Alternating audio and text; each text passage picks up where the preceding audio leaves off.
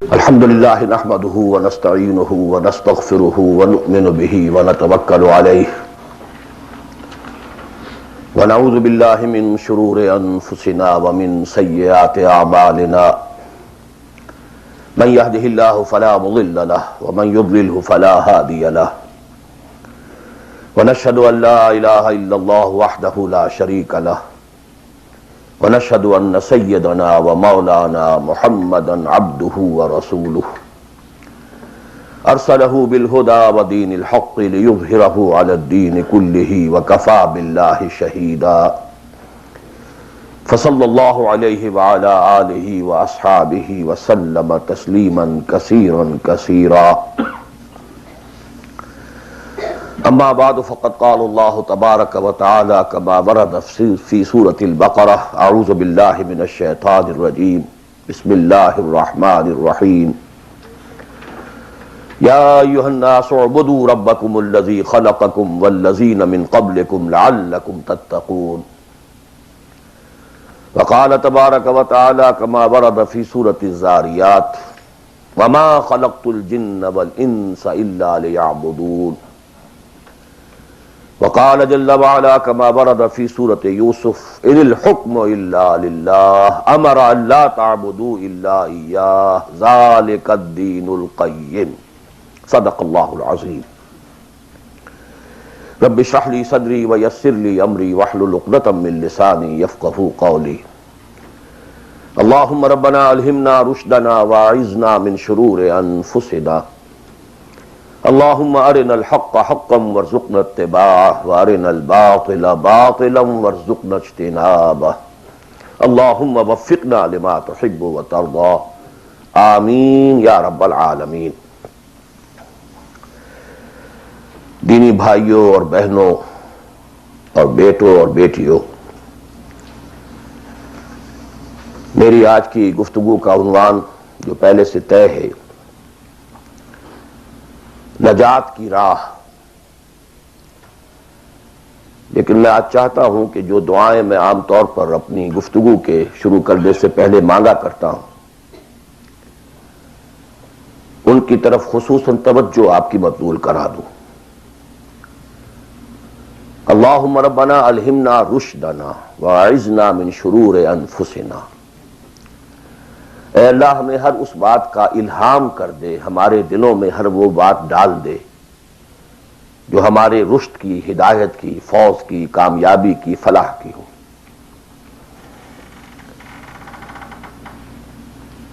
اللہم ارنا الحق حقا وارزقنا اتباعہ، اے اللہ ہمیں حق کو حق دکھا، ہم اس میں دھوکہ نہ کھا جائیں، مغالطے میں نہ مبتلا ہو جائیں، اور اسے قبول کرنے کی، اختیار کرنے کی ہمیں توفیق عطا فرما۔ محض حق کو سمجھ لینا کافی نہیں ہے، بلکہ الٹا نقصان دہ ہے اگر اسے اختیار کرنے کے لیے انسان تیار نہ ہو۔ اللہم ارنا الحق حقا وارزقنا اتباعہ وارنا الباطل باطلا وارزقنا اجتنابہ، ہمیں باطل کو باطل ہی دکھا، ایسا نہ ہو کہ ہم غلطی سے باطل کو حق سمجھ بیٹھیں، اور اے اللہ ہمیں اس باطل سے اجتناب کرنے کی، اس سے بچنے کی ہمت عطا فرما۔ اللہم وفقنا لما تحب وترضى، اور اے اللہ ہمیں ہر اس کام کی توفیق عطا فرما جو تجھے پسند ہے اور جن سے تو راضی ہوتا ہے۔ یہ دعائیں آپ میں سے ہر شخص اچھی طرح شعوری طور پر اس وقت اپنے دل میں مانگ لیں اور پھر میری گفتگو کو سماعت فرمائیں۔ نجات کا لفظ جو میں نے استعمال کیا ہے وہ ان کئی الفاظ میں سے سب سے نچلی سطح کا لفظ ہے جنہیں قرآن مجید کامیابی کے لیے استعمال کرتا ہے۔ بہت سے الفاظ آپ نے سنے ہوں گے، فوز، اولئک هم الفائزون، وہ کامیاب لوگ ہیں،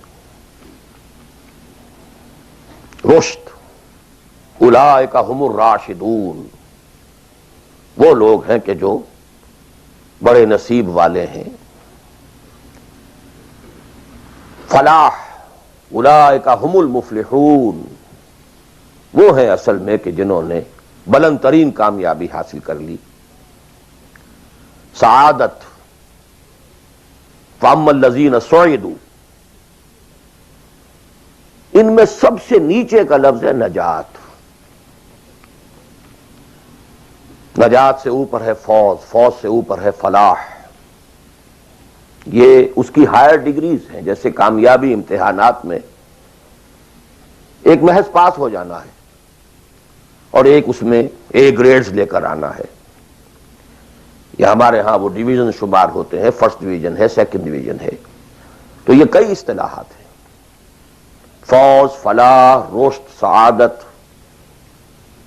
سب سے کم سب سے نیچے، سب سے کم نجات.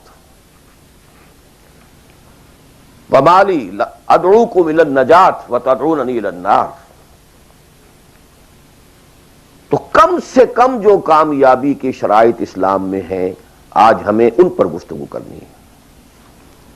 اللہ تعالی ہمیں اس سے اوپر بڑھنے کی توفیق دے، رشد اور فوز اور فلاح کی منزلوں سے ہم کنار فرمائے.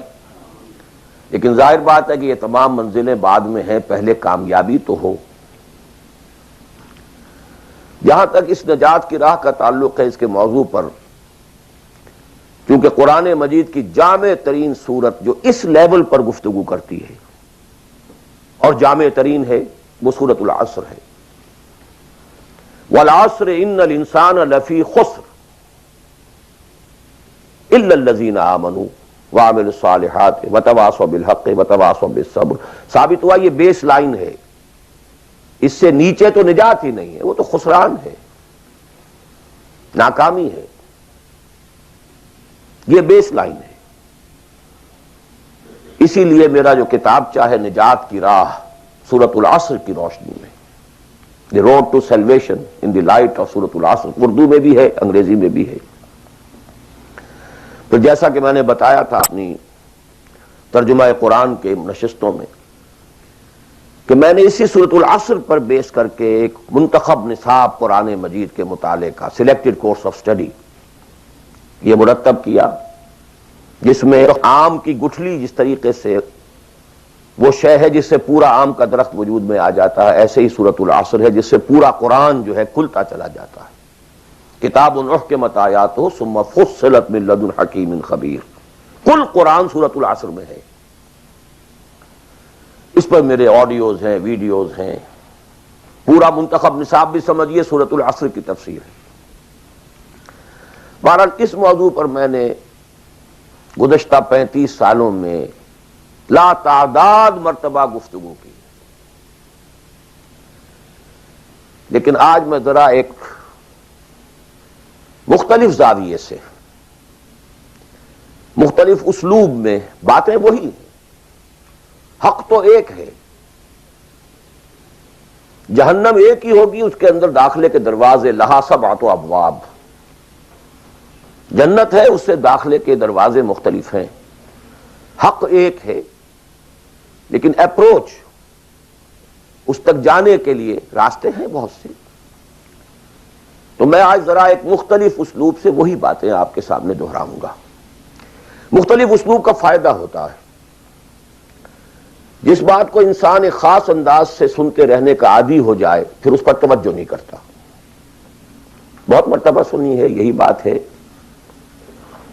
لیکن ذرا سا اسلوب بدل دیجئے تو ذہن جو ہے وہ بیدار ہو جاتے ہیں اور ایک نئی آمادگی پیدا ہو جاتی ہے بات کو سمجھنے کے لیے. اسی لیے وہ بڑا پیارا مصرع ہے کہ ایک پھول کا مضمون ہو تو 100 رنگ سے بانو. بات تو ایک ہی پھول کو ڈسکرائب کرنا ہے، لیکن اس کو اس طرح سے کروں، اس طرح سے کروں، ایسے کروں. اور اسی کو قرآن مجید نے استعمال کیا. یہ اصل اسلوب قرآن کا ہے. کذالک نصرف الآیات، تصریف الآیات، آیات کو گردش دینا. ایک آیت میں ایک مضمون پہلے ہے، دوسرا بعد میں ہے. دوسری آیت میں دوسرا مضمون جو ہے وہ پہلے آ گیا ہے اور پہلا جو ہے وہ بعد میں لے آئے. یا ایھا الذین آمنوا کونوا قوامین بالقسط شہداء للہ، یہ سورہ نساء میں ہے. یا ایھا الذین آمنوا کونوا قوامین للہ شہداء بالقسط، یہ آپ کو سورہ مائدہ میں مل جائے گا. لِیَکُونَ الرَّسُولُ شَہِیدًا عَلَیکُمْ وَتَکُونُوا شُہَدَاءَ عَلَى النَّاسِ، یہ سورہ حج میں ہے. لتکونوا شہداء علی الناس ویکون الرسول علیکم شہیدا، یہ سورہ بقرہ میں ہے، تصریف الآیات، کذالک نصرف الآیات۔ تو میں آج کوشش کر رہا ہوں تصریف آیات کے اس اسلوب کو کسی درجے میں، قرآنی اسلوب ہے، اس کو کاپی کرنا بھی آسان نہیں ہے، کوشش کروں گا اس سے اپنی وہی بات جو آپ میں سے بہت سے حضرات کے سامنے اس سے پہلے بہت مرتبہ آ چکی ہوگی، لیکن نئے اینگل سے۔ وہ اینگل کیا ہے؟ اللہ کا، دین کا ایک ہی تقاضا ہے انسان سے، وہ تقاضا جس کے بارے میں ہم کہہ سکتے ہیں کہ 100 بات کی ایک بات، ایک بات۔ جیسے اردو کا ایک محاورہ ہے، ہاتھی کے پاؤں میں سب کے پاؤں، وہ اتنا چوڑا پاؤں ہے کہ وہ سب پاؤں رکھ دیں تو اس میں آ جائیں۔ اس طریقے سے ایک بدو صحابی آئے تھے حضور سے، انہوں نے ایک سوال کیا تھا کہ مجھے کل دین کی بات ایک جملے میں سمجھا دیجیے۔ آپ نے فرمایا ہاں ٹھیک ہے، آؤ، قل آمنت باللہ ثم استقم، دیٹس آل، اللہ پر کہو کہ میں اللہ پر ایمان لایا، پھر اس پر جم جاؤ۔ اسی طرح آج میں آپ سے دین کا کل تقاضا، اللہ کا کل مطالبہ، اور میرے ذہن میں وہ آیت آ رہی ہے کلا لما یقض ما امرہ، ہم نے ایک ہی تقاضا انسان سے کیا، اس نے اس کو پورا نہیں کیا۔ اور میرے ذہن میں اس وقت ایک سین آ رہا ہے، وہ جو پکچر بنائی گئی تھی حضور کی سیرت پر، the messenger of Allah, the messenger of God perhaps, اس میں دکھایا گیا ہے کہ ابو طالب بستر وفات پر ہیں، آخری وقت ہے، قریش کا وفد آیا ہے الٹیمیٹم لے کر کے، ابو طالب اب ہمارا صبر کا پیمانہ لبریز ہو گیا، یا تو اپنے بھتیجے کو روک لو ورنہ پھر آئیے اوپن، پھر ایک اوپن چیلنج ہے، کھلے میدان میں مقابلہ کیجیے۔ ایک جملہ اس وقت اس پکچر میں ہے جو کہا ابو طالب نے، one word, my nephew demands from you only one word۔ اس نے تم سے کیا تقاضا کیا ہے؟ تم سے دولت نہیں مانگی، تم سے مال نہیں مانگا، تم سے حکومت نہیں مانگی، کچھ بھی تو نہیں مانگتا، وہ ایک بات مانگتا ہے، ایک کلمہ تک مانگتا ہے۔ ابو جہل نے فوراً ریٹارٹ کیا، the one word he demands demolishes all the gods۔ وہ ایک بات اس کی ایسی ہے کہ جو ہمارے سارے معبودوں کا تیا پانچا کر کے رکھ دیتی ہے، ختم کر دیتی ہے۔ ایک بات، دین تو ایک بات ہے۔ اسی انداز میں آپ کو بتا رہا ہوں کہ اللہ کا کل تقاضا، دین کا کل تقاضا ایک لفظ میں ہے، وہ لفظ ہے عبادت۔ تمام انبیاء کی دعوت آپ قرآن مجید میں مختلف مکی صورتوں میں پڑھیں گے، ان اعبدوا اللہ ما لکم من الہ غیرہ، اللہ کی عبادت کرو، تمہارا اس کے سوا کوئی الہ، کوئی معبود نہیں۔ خود قرآن کی دعوت صرف اس فرق کے ساتھ کہ پہلے انبیاء کہتے تھے یا قوم اعبدوا اللہ، اے میری قوم کے لوگوں اللہ کی عبادت کرو، اللہ کی بندگی کرو۔ حضور چونکہ بھیجے گئے پوری نوع انسانی کے لیے، تو یہاں خطاب ہے یا ایھا الناس اعبدوا ربکم الذی خلقکم والذین من قبلکم لعلکم تتقون، اے لوگو، اے بنی آدم، بندگی کرو، پرستش کرو اپنے رب کی جس نے تمہیں پیدا کیا۔ سورہ ذاریات میں فرمایا وما خلقت الجن والانس الا لیعبدون، تمہاری غایت تخلیق ہی یہ ہے، ہم نے تمہیں پیدا ہی اس لیے کیا ہے کہ تم ہماری بندگی کرو، ہماری عبادت کرو۔ اور وہی 100 بات کی ایک بات حضرت یوسف نے اپنے قید خانے کے ساتھیوں سے کہی تھی، ان الحکم الا للہ امر لا تعبدوا الا ایاہ ذلک الدین القیم۔ ایک جملے میں کل دین قیم ہے، مکمل دین ہے، اس کے سوا کسی اور کی عبادت اور بندگی نہ کرو۔ ایک لفظ ہے، ایک تقاضا ہے، ہم پورا کر دیں تو نجات بھی ہے، فوز بھی ہے، فلاح بھی ہے، رشد بھی ہے، سعادت بھی ہے، ہدایت بھی ہے، سب کچھ. لیکن اب یہ کہ یہ عبادت ہے کیا؟ عبادت کے 5 اجزاء، بلکہ اجزاء کا لفظ میں نے غلط شمار کیا، استعمال کیا. 2 تو ہیں لازمی اجزاء، لازمی، اور 3 اس کے ضمنی پہلو ہیں. تو 2 جمع 3 5. یہ 5 باتیں اگر یاد نہیں رہتی ہیں تو عبادت کا تصور آپ کا درست نہیں ہوگا. آخر کوئی اتنی بڑی بات ہے کہ تمام نبی اسی کی رٹ لگاتے رہے، اسی کی تکرار کرتے رہے. کوئی اتنی بڑی بات ہے کہ ابدی فوز و فلاح اور رشد اور سعادت اس کے ساتھ وابستہ ہے. کوئی بہت بڑی بات ہے، معمولی بات تو نہیں. ابدی جہنم اور ابدی جنت، کتنا فرق ہے، اور وہ اسی ایک لفظ کے ساتھ وابستہ ہے. عبادت ہے کیا؟ اس کے 2 جو لازمی اجزاء ہیں،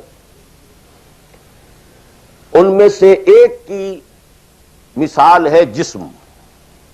یہ میرا جسم 2.5 من وزن ہے اس کا، یہ میرا جسم ہے.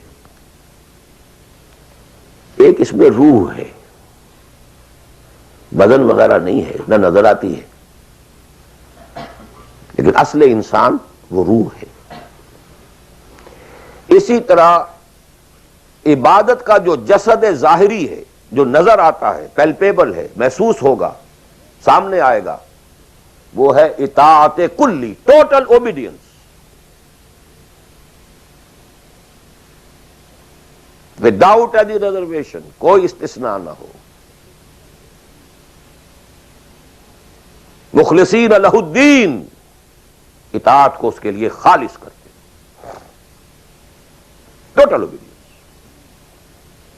یہ ہے جسد. 2.5 من جو ہے عبادت، وہ یہ ہے. اور اس کی روح کیا ہے؟ اللہ کی محبت. یہ اطاعت محبت کے جذبے سے سرشار ہوگا تب تو عبادت ہے، ورنہ اطاعت ہے صرف.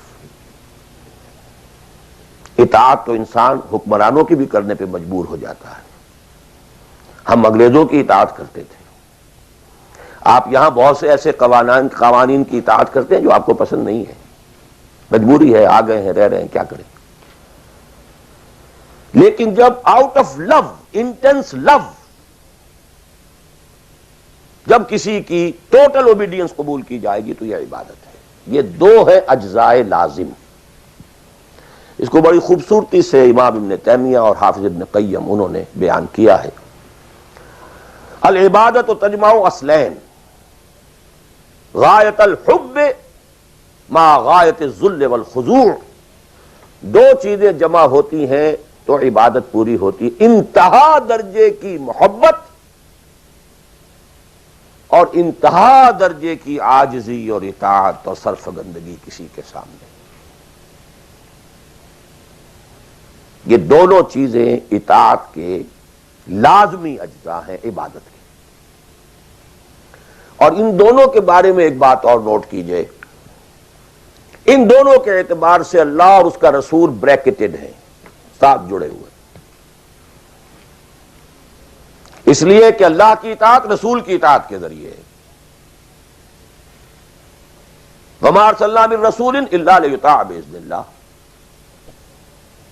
وَمَن يُطِعِ الرَّسُولَ فَقَدْ أَطَاعَ اللَّهَ. وہ ریپرزنٹیٹو ہے، وہ نمائندہ ہے اللہ کا، لہذا اللہ کی اطاعت، اطیعوا اللہ واطیعوا الرسول.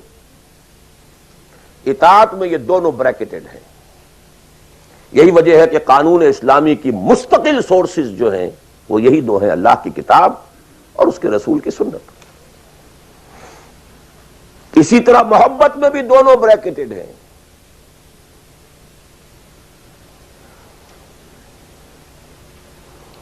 اللہ کی محبت، اس کے رسول کی محبت. والذین آمنوا اشد حبا للہ، شدید ترین، اشد. ایمان کا لازمی تقاضا یہ ہے کہ شدید ترین محبت آپ کے دل میں اللہ سے ہو. اور حضور نے فرمایا لا یؤمن احدکم حتی اکون احب الیہ من والدہ وولدہ والناس اجمعین، تم میں سے کوئی شخص مومن ہو ہی نہیں سکتا جب تک کہ میں اسے، اس کے باپ، اس کے بیٹے اور تمام انسانوں سے زیادہ محبوب نہ ہو جاؤں۔ اطاعت اور محبت میں دونوں بریکٹڈ ہیں، اللہ کی اطاعت، رسول کی اطاعت، اللہ کی محبت، رسول کی محبت۔ بلکہ ایک نقطہ اور نوٹ کر لیجئے، نظری طور پر بالا تر اطاعت اللہ کی ہے اور بالا تر محبت اللہ کی ہے، اور دوسرے درجے میں اطاعت رسول کی ہے اور دوسرے درجے میں محبت رسول کی ہے۔ عملاً ایک ہے نظری چیز، ایک ہے عملاً۔ عملاً اصلت اطاعت رسول کی ہے، اللہ کے اطاعت اس کے تابع ہے۔ کیوں؟ اللہ کا حکم بھی تو رسول نے دیا ہے، وہ بھی رسول کے منہ سے ہمیں اب تک پہنچا ہے۔ بمصطفیٰ برسا خیش را کے دی ہموس، اگر بہو نہ رسیدی تمام بولا بیس۔ تو اطاعت تو بن گئی رسول کی، اصلا رسول ہی نے بتایا، اللہ کا یہ حکم آیا تو ہم مان رہے ہیں۔ اسی طرح بڑا پیارا مصرع ہے اقبال کا، از خدا محبوب تر گردد نبی، اللہ سے بھی کہیں زیادہ محبوب ہو جاتا ہے اللہ کا نبی۔ اس کی وجہ بھی ہے، اللہ کا ہم کیا تصور کریں، اللہ کی فیلنگز کا ہمیں کیا اندازہ ہو سکتا ہے؟ کوئی فیلنگز ہے کیا ہے؟ رسول کو ہم ایک ہیومن بینگ کی حیثیت سے ویژولائز کر سکتے ہیں۔ رسول کو بھی چوٹ لگی تھی، دل پر چوٹ لگی تھی۔ رسول کے پاس بھی بیٹی آئی تھی، بڑی پیاری بیٹی، فاطمہ بضعۃ منی۔ ابا جان اب تو عام لوگوں کے ہاں بڑی فراوانی ہو گئی ہے، ذرا یہ دیکھیے میرے ہاتھوں پر گٹے پڑے ہوئے ہیں چکی پیسنے کی وجہ سے، میرے کندھے کے اوپر نشان پڑ گئے ہیں، مشکیزے میں پانی بھر کر لاتی ہوں، مجھے بھی کوئی کنیز، کوئی غلام عنایت ہو جائے۔ ہم پوری طرح ویژولائز کر سکتے ہیں کیا فیلنگ ہوگی محمد کی اس وقت صلی اللہ علیہ وسلم، تو ہم ویژولائز کر سکتے ہیں نا کہ کیا کلیجہ اللہ نے دیا تھا کہ فرمایا بیٹی نہیں، یہ چیزیں ہمارے لیے نہیں، تمہیں میں اس سے بہتر چیز دیتا ہوں۔ 33 مرتبہ سبحان اللہ، 33 مرتبہ الحمدللہ، 33 مرتبہ اللہ اکبر ہر نماز کے بعد کہہ لیا کرو، یہ کہیں زیادہ بڑی قیمتی شے۔ ہم محسوس کر سکتے ہیں کہ رسول کے دل پر کیا بیتی تھی جب حضرت حمزہ کی اعضا بریدہ لاش سامنے آئی ہے کہ ناک کٹی ہوئی ہے، کان کٹے ہوئے، پیٹ چاک ہے، کلیجہ باہر نکلا ہوا، اسے چبایا گیا۔ But what is feelings؟ اور کیا پہاڑ جیسا دل اللہ نے دیا تھا، کیسے جبر کیا ہے، کیسے صبر کیا ہے۔ اگرچہ ایک وقت میں آ کر بات ظاہر ہو گئی، جب مدینے میں واپس پہنچے ہیں اور انصار کے گھروں سے عورتوں کے بین کرنے کی، ماتم کرنے کی آوازیں آئیں تو الفاظ نکل گئے، اما حمزہ تو فلا بواکی لہو، ہائے حمزہ کے لیے تو کوئی رونے والی بھی نہیں ہے۔ حمزہ مہاجر ہے، یہاں حمزہ کا کون رشتہ دار، کون عورتیں رشتہ دار ہیں اس کی جو اس کا ماتم کریں گی؟ ہاں مکے میں ہوتا حمزہ عبد المطلب کا بیٹا اور یہ حادثہ ہوا ہوتا تو پورے مکے میں کوہرام ہوتا۔ آخر فیلنگز تھے کہ نہیں؟ اس لیے از خدا محبوب تر گردد نبی۔ بہرحال یہ دو چیزیں، میں نہیں چاہتا کہ بات زیادہ دور نکلے، کلیئر کٹ ہمیں آگے چلنا ہے۔ ایک تقاضا، 100 بات کی ایک بات، عبادت کرو خالصتاً اللہ کی۔ عبادت کے دو اجزاء لازم، اطاعت کلی، absolute obedience, total obedience, without any reservation, without any exceptions, کوئی استثناءات نہ ہو۔ زندگی کا ہر گوشہ، زندگی کا ہر پہلو، ظاہری ہو، باطنی ہو، داخلی ہو، خارجی ہو، انفرادی ہو، اجتماعی ہو، عائلی ہو، قومی ہو، سیاسی ہو، ہر اعتبار سے اللہ کی اطاعت،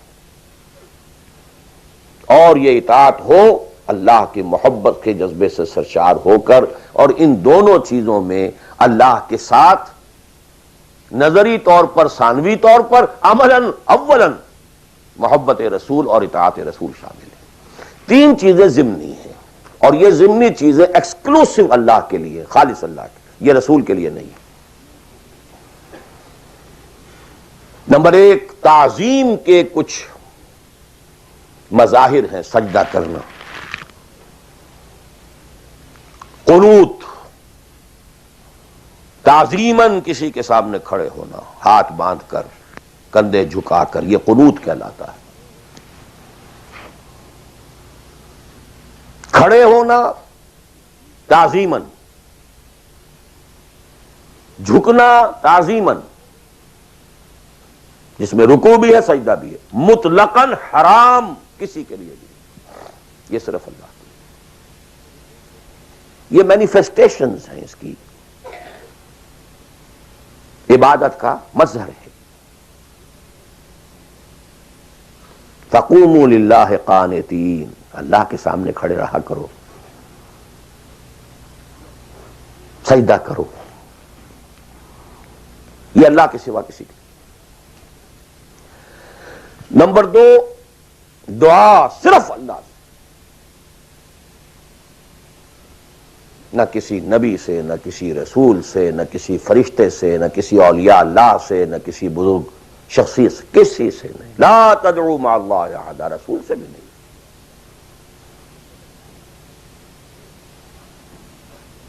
اب اس میں کئی الفاظ نوٹ کر لیجئے، استدعاء، استغاثہ، استمداد، استعانت، وہی مدد ہے، استنصار، صرف اللہ۔ ہاں مادی قوانین کے تحت فزیکل ورلڈ میں ہم مدد مانگ سکتے ہیں، ذرا مجھے ایک گلاس پانی لا دیجئے، مجھے ذرا یہ کر دیجئے، معلوم ہے پانی ہے، یہ جائے گا لے آئے گا، لیکن بالغیب مدد کسی سے مانگنا، استغاثہ کسی سے کرنا، استعانت کسی سے کرنا حرام ہے، عبادت کو زیرو سے ضرب دے کر زیرو کر دیتا۔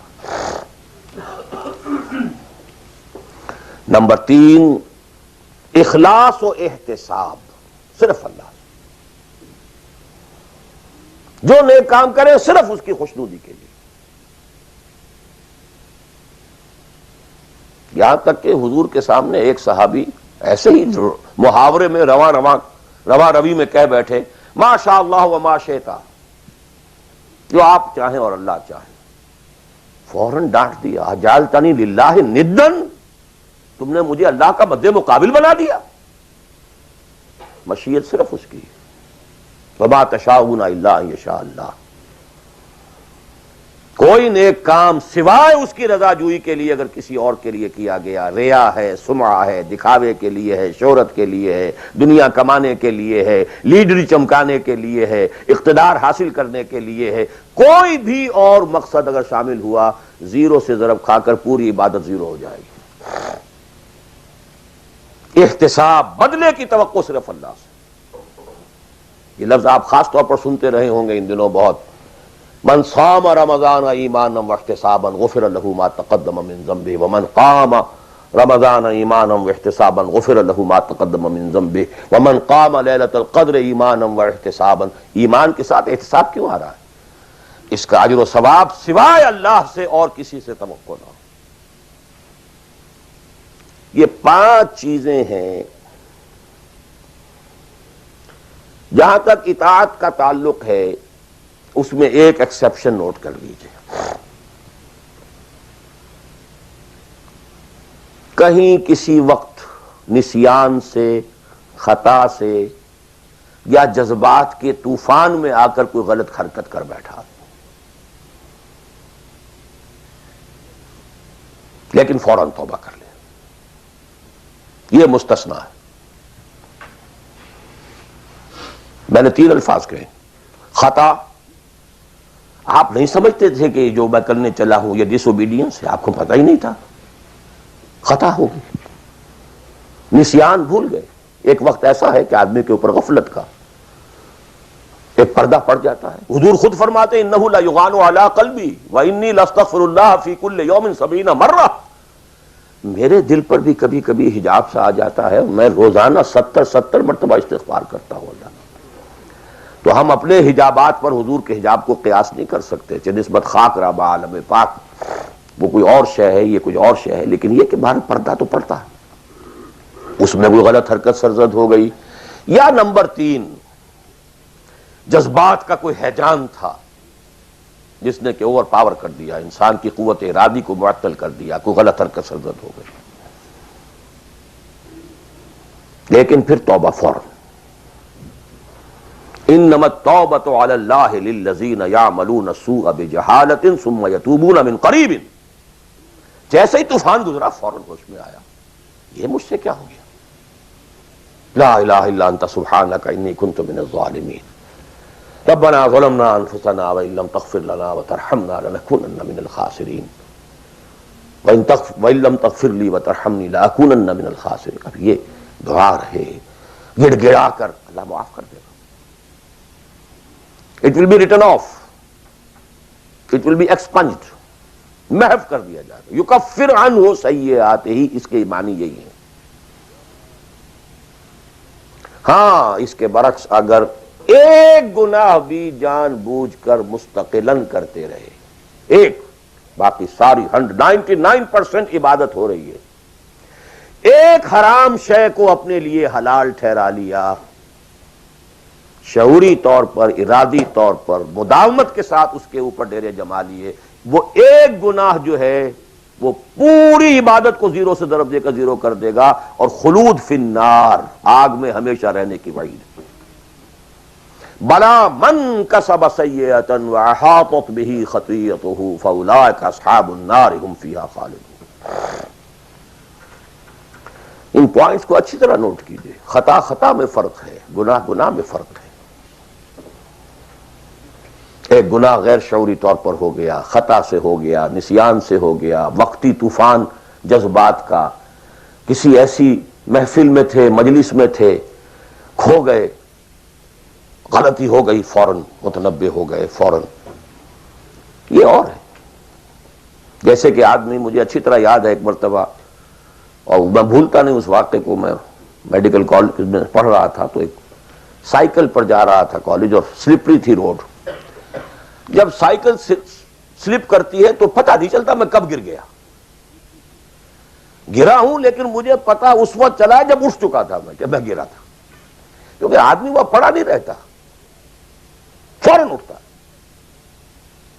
یہ جو ہے فوراً اٹھنا، ثم یتوبون من قریب، یہ بھی بعد میں معلوم ہوتا کہ میں گرا تھا جبکہ اٹھ چکا ہوتا آدمی. اتنا انسٹنٹینیس ہوتا ہے. یہ ہے یتوبون من قریب. اور اس کو اللہ نے اپنے ذمے، انما التوبۃ علی اللہ، اللہ کے ذمے ہے یہ کہ وہ ایسے شخص کی توبہ قبول کرے. انما التوبۃ علی اللہ للذین یعملون السوء بجہالۃ ثم یتوبون من قریب. بہرحال یہ ایک اس کی ضمنی بات تھی کہ اطاعت کلی کے ضمن میں ان دونوں چیزوں کو ذہن میں رکھیے. گناہ کا ہو جانا، کل بنی آدم خطاؤون وخیر الخطائین التوابون، التائب من الذنب کمن لا ذنب لہ. بہت اس میں ہمارے لیے پر امید باتیں کہی گئی. اللہ کو اپنے گناہگار بندے کی توبہ سے اتنی ہی خوشی ہوتی ہے جتنی کہ اس شخص کو ہوئی جو ایک صحرا میں سفر کر رہا تھا. ایک ہی اونٹ تھا، اسی پر اس کا پانی تھا، اسی پر اس کا راشن تھا. تھوڑی دیر کے لیے سستانے کو لیٹا، آنکھ کھلی تو اونٹ غائب. دوڑ رہا ہے مشرق میں، مغرب میں، شمال میں، جنوب میں، تھک ہار کر بیٹھ گیا ہے. اب وہ موت کا انتظار کر رہا ہے. نہ پانی ہے، نہ کوئی غذا ہے، نہ کوئی سواری ہے کہ اس صحرا لقدق صحرا سے نکل سکے. کہ اچانک دیکھتا ہے کہ اونٹ تو کھڑا ہے، موجود ہے. تو اسے اتنی خوشی ہوتی ہے کہ وہ کہتا ہے اللہ تو میرا بندہ، میں تیرا رب. کہنا یہ چاہتا تھا اللہ تو میرا رب، میں تیرا بندہ، لیکن اتنا مغلوب ہو گیا ہے اس وقت جذبات میں خوشی کے کہ کہہ یہ بیٹھا کہ اللہ تو میرا بندہ، میں تیرا رب. اتنی خوشی ہوتی ہے اللہ کو اپنے کسی گناہگار بندے کی توبہ سے. تو یہ وہ ہے وہ مسئلہ عارضی، فوری، لا علمی، جہالت، طوفان یا کسی ماحول کے فوری اثر کے تحت کوئی غلطی ہو گئی فوراً توبہ کی. لیکن یہ کہ اگر جان بوجھ کر کانشس ڈیسیژن ایک حرام شے کو بھی اگر مستقلاً اختیار کر لیا، بلا من کسب سیئۃ واحاطت بہ خطیئتہ فاولئک اصحاب النار هم فیہا خالدون. اب آئیے نیکسٹ، میں جسے آج ایک نیا اینگل کہہ رہا ہوں وہ کیا ہے. دیکھیے اطاعت کے دو پہلو ہیں، انفرادی اور اجتماعی. میری مراد کیا ہے؟ ان کی ریشو پروپورشن مختلف ہوگی. کوئی بہت آرگنائزڈ سوسائٹی ہے، اسٹیٹ کا کانسیپٹ ہے، اجتماعیت کا پڑھنا بہت بھاری ہو جاتا ہے، انفرادیت بہت محدود ہو جاتی ہے. کوئی بڑی پریمیٹو سی سوسائٹی ہے، آرگنائزڈ اسٹیٹ نہیں ہے، تو انفرادیت کا دائرہ وسیع ہوتا ہے، اجتماعیت محدود ہوتی ہے. In various proportions. لیکن پہلے ان کو آئیڈینٹیفائی کیجئے، اس سے میری مراد کیا ہے. ایک وہ اللہ کی اطاعت ہے کہ جو ایک انسان کے اپنے بس میں ہے وہ کر سکتا ہے، چاہے بھوک آ جائے، فاقہ آ جائے، نقصان ہو جائے، جان کا اندیشہ ہو جائے، یہ کر سکتا ہے. ایک وہ اطاعت ہے جو کسی صورت کر ہی نہیں سکتا جب تک کہ اجتماعی ماحول نہ بدلے. کتنا ہی سنسیئر ہو، کتنا ہی نیک ہو، کتنا ہی فیصلہ کر لے، کر ہی نہیں سکتا. وہ اس کے ہاتھ میں ہے ہی نہیں. ایک ریاست ہے، آرگنائز اسٹیٹ ہے، اس کا لا ہے، آپ اس میں رہ رہے ہیں تو وہی قانون چلے گا. آپ کے بس میں نہیں ہے. آپ کا بیٹا فرض کیجئے خدا نہ خواستہ زنا کرے تو آپ اسے رجم نہیں کر سکتے، چاہے آپ کا بیٹا ہے. You have no power, no authority. آپ کا اپنا بیٹا اپنی بیٹی چوری کر لے، آپ ہاتھ نہیں کاٹ سکتے. مجھے یاد آ رہا ہے لو ان فاطمہ بنت محمد سرقت، بالفرض ہی کہہ رہا ہوں نا میں بھی، مفروضے کے طور پر آپ نہیں ہاتھ کاٹ سکتے. ایک معاشرہ ہے جس کے اندر پوری معیشت جو ہے سود کے اوپر ہے، آپ سانس بھی نہیں لے سکتے کہ جو سود سے خالی ہو. امپاسبل. ایک اسٹیٹ ہے، آپ اس کے سٹیزن ہیں، آپ اس کے کانسٹیٹیوشن کے لائل ہیں، فیتھفل ہیں. تو جیسا کہ میں نے کہا تھا آرگنائز سوسائٹی اسٹیٹ میں یہ دائرہ بہت بڑھ جاتا ہے. ٹرائبل ہے، وہاں یہ کہ انفرادیت کا کافی دائرہ ہوتا ہے، قانون کم سے کم ہوتے ہیں، نظم کم سے کم ہوتا ہے، سسٹم جو ہے اس کی گرفت کم سے کم ہوتی ہے. اب دیکھیے دو حیثیتیں دنیا میں ممکن ہیں. ایک انتہائی خوش بختی کی، انتہائی خوش قسمتی کی کہ ایک انسان ایک ایسے ماحول میں پیدا ہو گیا ہے یا وہ ہجرت کر کے ایسے ماحول میں چلا گیا ہے جہاں ٹوٹل دین غالب ہے، دین قائم ہے، نظام ہے ہی دین کا، حکومت ہے ہی اللہ کی. وہاں جا کر انسان کتنا how at ease he will feel. No friction.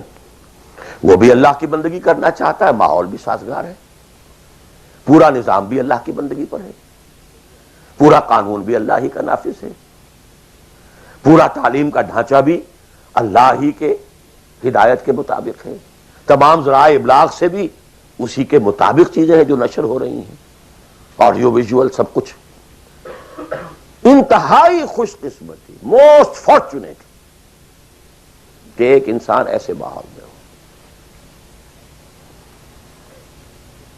لیکن فرض کیجئے کہ وہ ایسے ماحول میں ہے جہاں اللہ کا دین غالب نہیں، بہت محدود سا حصہ ہے جس میں وہ اللہ کا حکم مان سکتا ہے. نماز وہ پڑھ سکتا ہے، روزہ رکھ سکتا ہے، کوئی نہیں روکتا. اسرائیل میں بھی جا کے پڑھ لیجئے نماز اور روزہ، امریکہ میں کر لیجئے، بھارت میں کر لیجئے، کوئی نہیں روکتا. نو وے.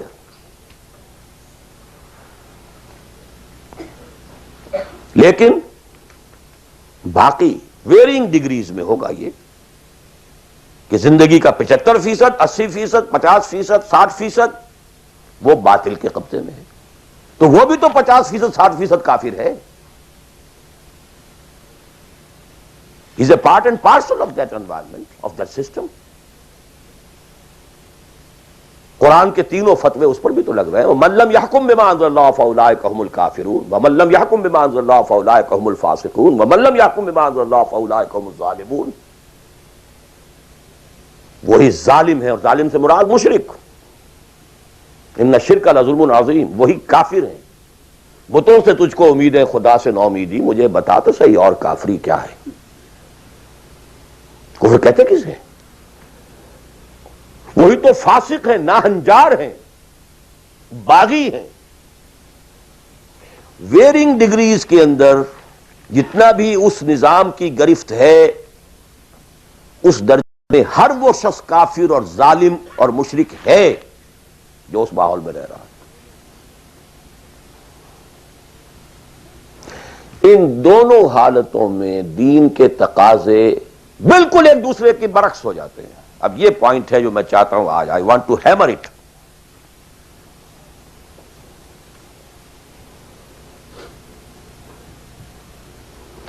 اگر آپ خلافت راشدہ کے دوران پیدا ہو گئے ہوتے، موسٹ فارچونیٹ، موسٹ ایزی. دین قائم ہے، اللہ کے احکام جاری ہیں، سارا نظام وہی ہے. دی ہول اسٹیٹ کرافٹ وہ اسلام کی بنیاد پر کام کر رہا ہے. آپ ایک سٹیزن ہیں، آپ کے لیے تقرب بالنوافل کے درجے کھلے ہوئے ہیں. فرض تو پورے ہیں یہاں.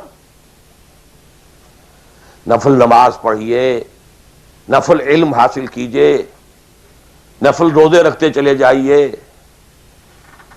نفلی چلے کیجئے، جو چاہیے کیجئے. تقرب بالنوافل.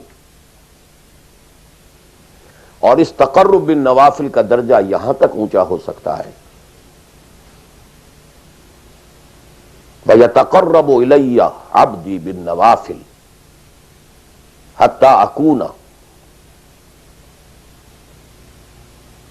میرا بندہ نوافل کے ذریعے سے میرا تقرب حاصل کرتا جاتا ہے، کرتا جاتا ہے، کرتا جاتا ہے، یہاں تک کہ میں اس کی آنکھیں بن جاتا ہوں جن سے وہ دیکھتا ہے، اس کے کان بن جاتا ہوں جن سے وہ سنتا ہے، اس کے ہاتھ بن جاتا ہوں جن سے وہ پکڑتا ہے، اس کے پاؤں بن جاتا ہوں جن سے وہ چلتا ہے. حدیث قدسی.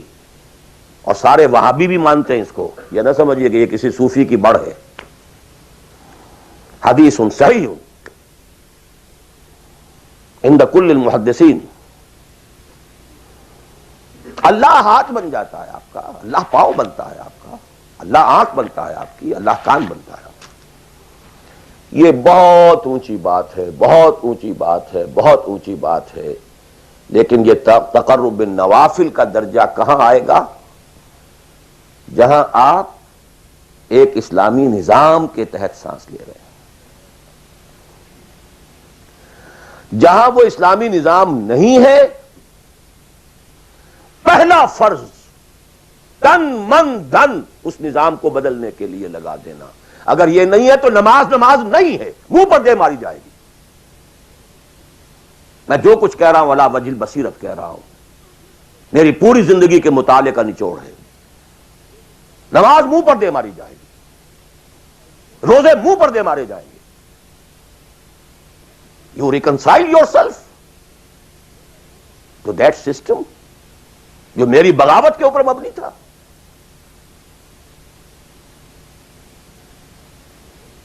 پہلا فرض یہ ہے تن من دھن.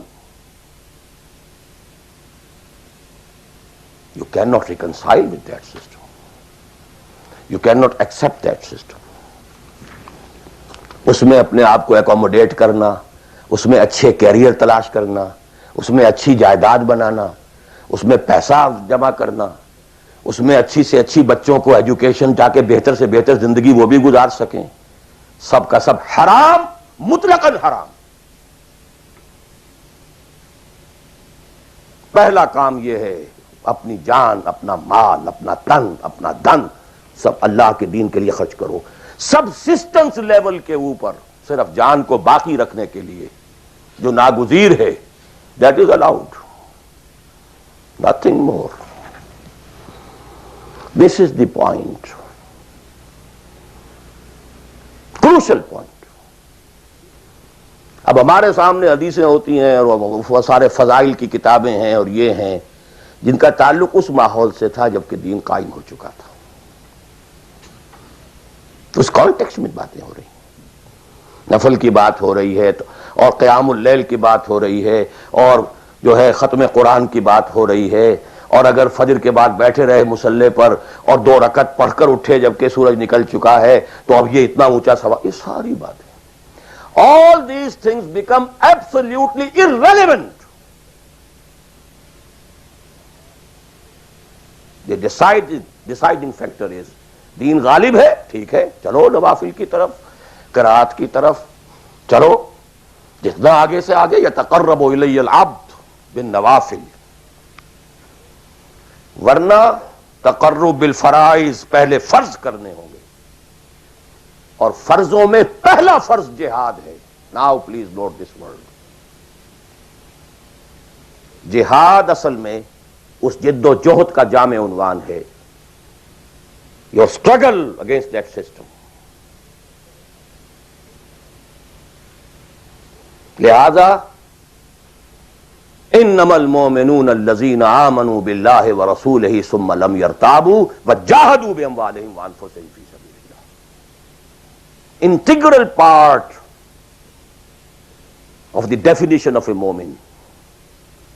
اگر زندگی اس سے خالی ہے یا اتنی ہے، بس جتنی ہو جائے نفل کے درجے میں، اصل وقت اصل دھارا بہ رہا ہے دنیا کی طرف، دنیا کے حصول کے لیے، جتنا پھیل سکیں، جتنا پھل سکیں، جتنا پھول سکیں، جتنی جڑیں گہری جما سکیں، جتنا کچھ اولاد کے لیے چھوڑ کر مر سکیں، جتنا اولاد کو زیادہ سے زیادہ دنیا کی سہولتیں دینے حاصل کرنے کے قابل بنا کر جا سکیں، ساری تو توانائیاں اور ساری قوتیں اور ساری صلاحیتیں اور سارے اوقات تو کپے ہوئے اس میں۔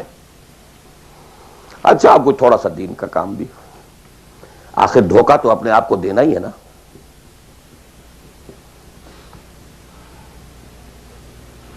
قسمت فروش عورتیں بھی تو کالے کپڑے پہن کے جلوس میں نکلتی ہیں تازیوں کے، اور سبیلیں لگاتی ہیں اور مسجدیں بناتی ہیں۔ They have to deceive themselves۔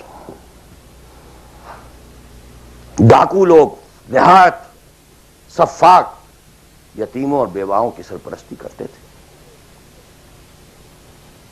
ہمارے معاشرے میں جو بستہ الف بستہ بے کے غنڈے ہوتے ہیں، ان کے ہاں بھی نیکی کا، پن کا، خیر کا کھاتا ہوتا ہے۔ اسی طرح کچھ مذہبی ایکٹیویٹی ہے۔ اصل شے یہ ہے کس ماحول میں رہ رہے ہیں۔ بہت خوش قسمت ہوتا میں اور آپ، پھر آپ اچھے سے اچھا پہنتے، کوئی اعتراض نہیں، اچھے سے اچھا کھاتے۔ قل من حرم زینۃ اللہ التی اخرج لعبادہ والطیبات من الرزق۔ خلافت راشدہ میں آپ رہ رہے ہیں، آپ حلال ذریعے سے کما رہے ہیں، آپ بہت اچھا کھائیے، بہت اچھا پہنیے، بلکہ اللہ چاہتا ہے کہ اس کی نعمت جو اس نے تمہیں دی ہے وہ تم پر ظاہر ہو۔ لیکن پلیز نوٹ دی کانٹیکسٹ، دین مغلوب ہو اور آپ اچھا پہننے اور اچھے کھانے کی فکر میں ہو۔ مجھے جملہ یاد آ رہا ہے حضرت ابو بکر کا رضی اللہ تعالی عنہ۔ تھوڑا سا مسئلہ ہوا تھا کہ لوگوں نے کہا کہ زکوٰۃ ہم دیں گے لیکن زکوٰۃ ریاست کو نہیں دیں گے، اپنے طور پر خرچ کریں گے۔ حضرت ابو بکر نے فیصلہ کیا ان کے خلاف جنگ کا۔ حضرت عمر جیسی شخصیت بھی مشورہ دے رہی ہے کہ دیکھیں نہیں، 2 فرنٹ پہلے ہم نے کھولے ہوئے ہیں۔ جیش اسامہ کو بھی آپ نے روکا نہیں کہ جائے، حضور نے تیار کیا تھا۔ پھر جو مرتدی ہو گئے کسی اور کو نبی مان لیا ان کے خلاف تو جنگ کرنی ہی کرنی ہے، لیکن یہ تو صرف نماز بھی پڑھ رہے ہیں اور یہ زکوٰۃ کا بھی انکار نہیں کر رہے ہیں، صرف ہمیں نہیں دے رہے ہیں، تو ان کے ساتھ ذرا مصلحت کا تقاضا یہ ہے کہ کچھ نرمی کی جائے۔ ان کے بڑے پیارے الفاظ تھے، ایبدل الدین وانا حی، کیا دین میں تغیر کیا جائے گا جبکہ ابھی میں زندہ ہوں؟ خدا کی قسم اگر یہ حضور کے زمانے میں زکوٰۃ کے اونٹوں کے ساتھ ان کے باندھنے والی رسی بھی دیتے تھے، اور اب اگر یہ کہیں گے کہ اونٹ لے جاؤ رسی نہیں دیں گے تب بھی میں قتال کروں گا، اور خدا کی قسم کوئی میرا ساتھ نہیں دے گا تو میں اکیلا جاؤں گا۔ اور اے عمر تمہیں کیا ہو گیا؟ تم جاہلیت میں تو بڑے سخت تھے، اسلام میں آ کر تم نرم ہو گئے ہو۔ یہ ڈانٹ ابو بکر پلا رہے ہیں عمر کو رضی اللہ تعالی عنہ۔ تو اچھی طرح جان لیجئے، اب میں نہیں کہہ سکتا کہ میں کس طریقے سے اس کو بیان کروں، کیسے ٹھوک ٹھوک کر آپ کے ذہنوں میں اتار دوں۔ یہ ہے اصل شے، دین کا سارا سٹرکچر ہی بالکل ریورس ہو جاتا، the whole value structure absolutely changes. دین غالب ہے تو وہ ساری باتیں ہیں جو ہم نے خوب یاد کی ہوئی ہیں، حاصل حقوق والدین بھی تو ہے نا، آخر بچوں کے حقوق بھی تو ہے نا۔ یہ حقوق والدین جو ہے ان مہاجرین کو یاد نہیں آئے جو اپنے ماں باپ کو چھوڑ کر مدینے پہنچ گئے تھے، یہ اولاد کے حقوق انہیں یاد نہیں آئے، بیویوں کے حقوق یاد نہیں آئے، وہ تو فینیٹکس تھے نا، پاگل تھے نا۔ مدینے کے منافقین نے انہیں سفہا کہا تھا، بے وقوف لوگ ہیں یہ، انؤمن کما آمن السفہا، these fools, these fanatics۔ یہ ساری حدیثیں آپ کو یاد ہیں۔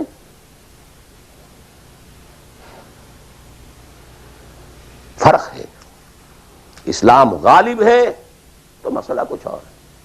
اچھا کھائیں، اچھا پہنیں، نوافل ہے، نوافل پر نوافل ہے، جتنی ترقی کیجئے، دنیا میں کرنا چاہے دنیا میں کیجئے، روحانی ترقی کرنا چاہے روحانی ترقی کیجئے، سارے میدان کھلے ہیں۔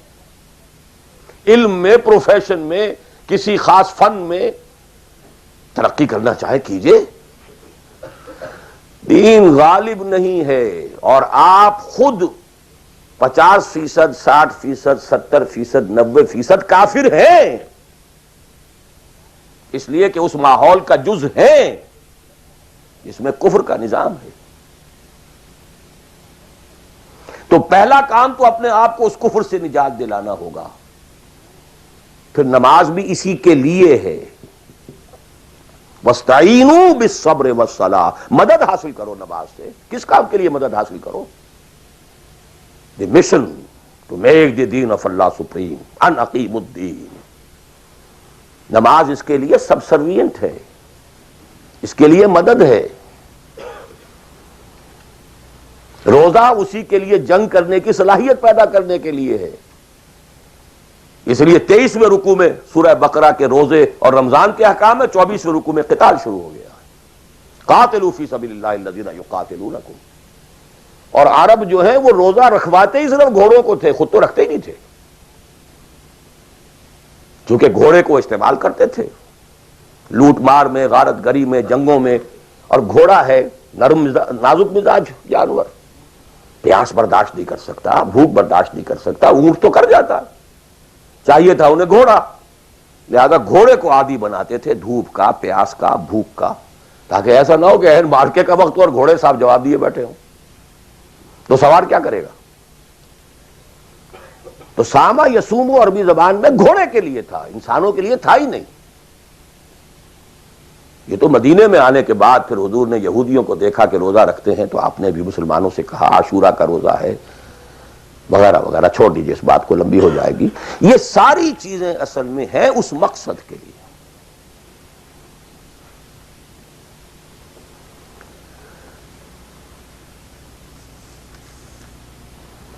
اب دیکھیے کہ اب پریکٹیکلی ہم آتے ہیں مسئلے کے اوپر۔ آئی ہوپ میں اس سے زیادہ میں کر نہیں سکتا، میرے لیے ممکن نہیں ہے کہ میں اپنے احساسات کو جیسے کہ میرے ہیں آپ تک منتقل کر دوں۔ اور میں جانتا ہوں ایسے لوگوں کو جو 30 برس سے مجھے سن رہے ہیں اور یہ ساری باتیں سن رہے ہیں اور ٹس سے بس نہیں ہوتے۔ زمیں جنبد نہ جنبد گل محمد، ان کا وہی کانسیپٹ ہے، اس لیے کہ یہ کانسیپٹ 1400 برس میں جا کر جو ہے مکمل ہوا ہے، پختہ ہو گیا۔ 30 برس تھے خلافت راشدہ کے، اس کے بعد ڈاؤن فال، کانسیپٹ سٹارٹڈ چینجنگ، دین مذہب بنتا چلا گیا، سارا ایمفیسس نماز روزے حج و عبادت پر ہو گیا، دین کا تصور ہی ختم، اور پھر ہم میں سے جو لوگ غلام رہے وہ تو اتنے خوگر ہو گئے کہ ملا کو جو ہے ہند میں سجدے کی اجازت، ناداں یہ سمجھتا ہے کہ اسلام ہے آزاد۔ بہت بڑے عالم دین نے کہا تھا یہ کہ ہمیں کوئی ایسا کام نہیں کرنا چاہیے جو ہماری حکمرانوں کو، انگریزوں کو پریشانی کا موجب بن جائے، اس لیے کہ انہوں نے ہمیں مذہبی آزادی دی ہوئی ہے، ہمارے نماز پڑھنے پہ کوئی قدغن نہیں ہے، ہمارے روزہ رکھنے پہ قدغن نہیں ہے، حج کرنے پہ قدغن نہیں ہے، لہذا we should be loyal to them۔ ملا کو جو ہے ہند میں سجدے کی اجازت، ناداں یہ سمجھتا ہے کہ اسلام ہے آزاد۔ یہ کانسیپٹ اتنے پختہ ہو چکے ہیں، اتنے پختہ ہو چکے ہیں، ریچولزم، رسومات، رہ گئی رسم ازاں روح بلالی نہ رہی، فلسفہ رہ گیا تلقین غزالی نہ رہی، نماز و روزہ و قربانی و حج یہ سب باقی ہیں، تو باقی نہیں ہے۔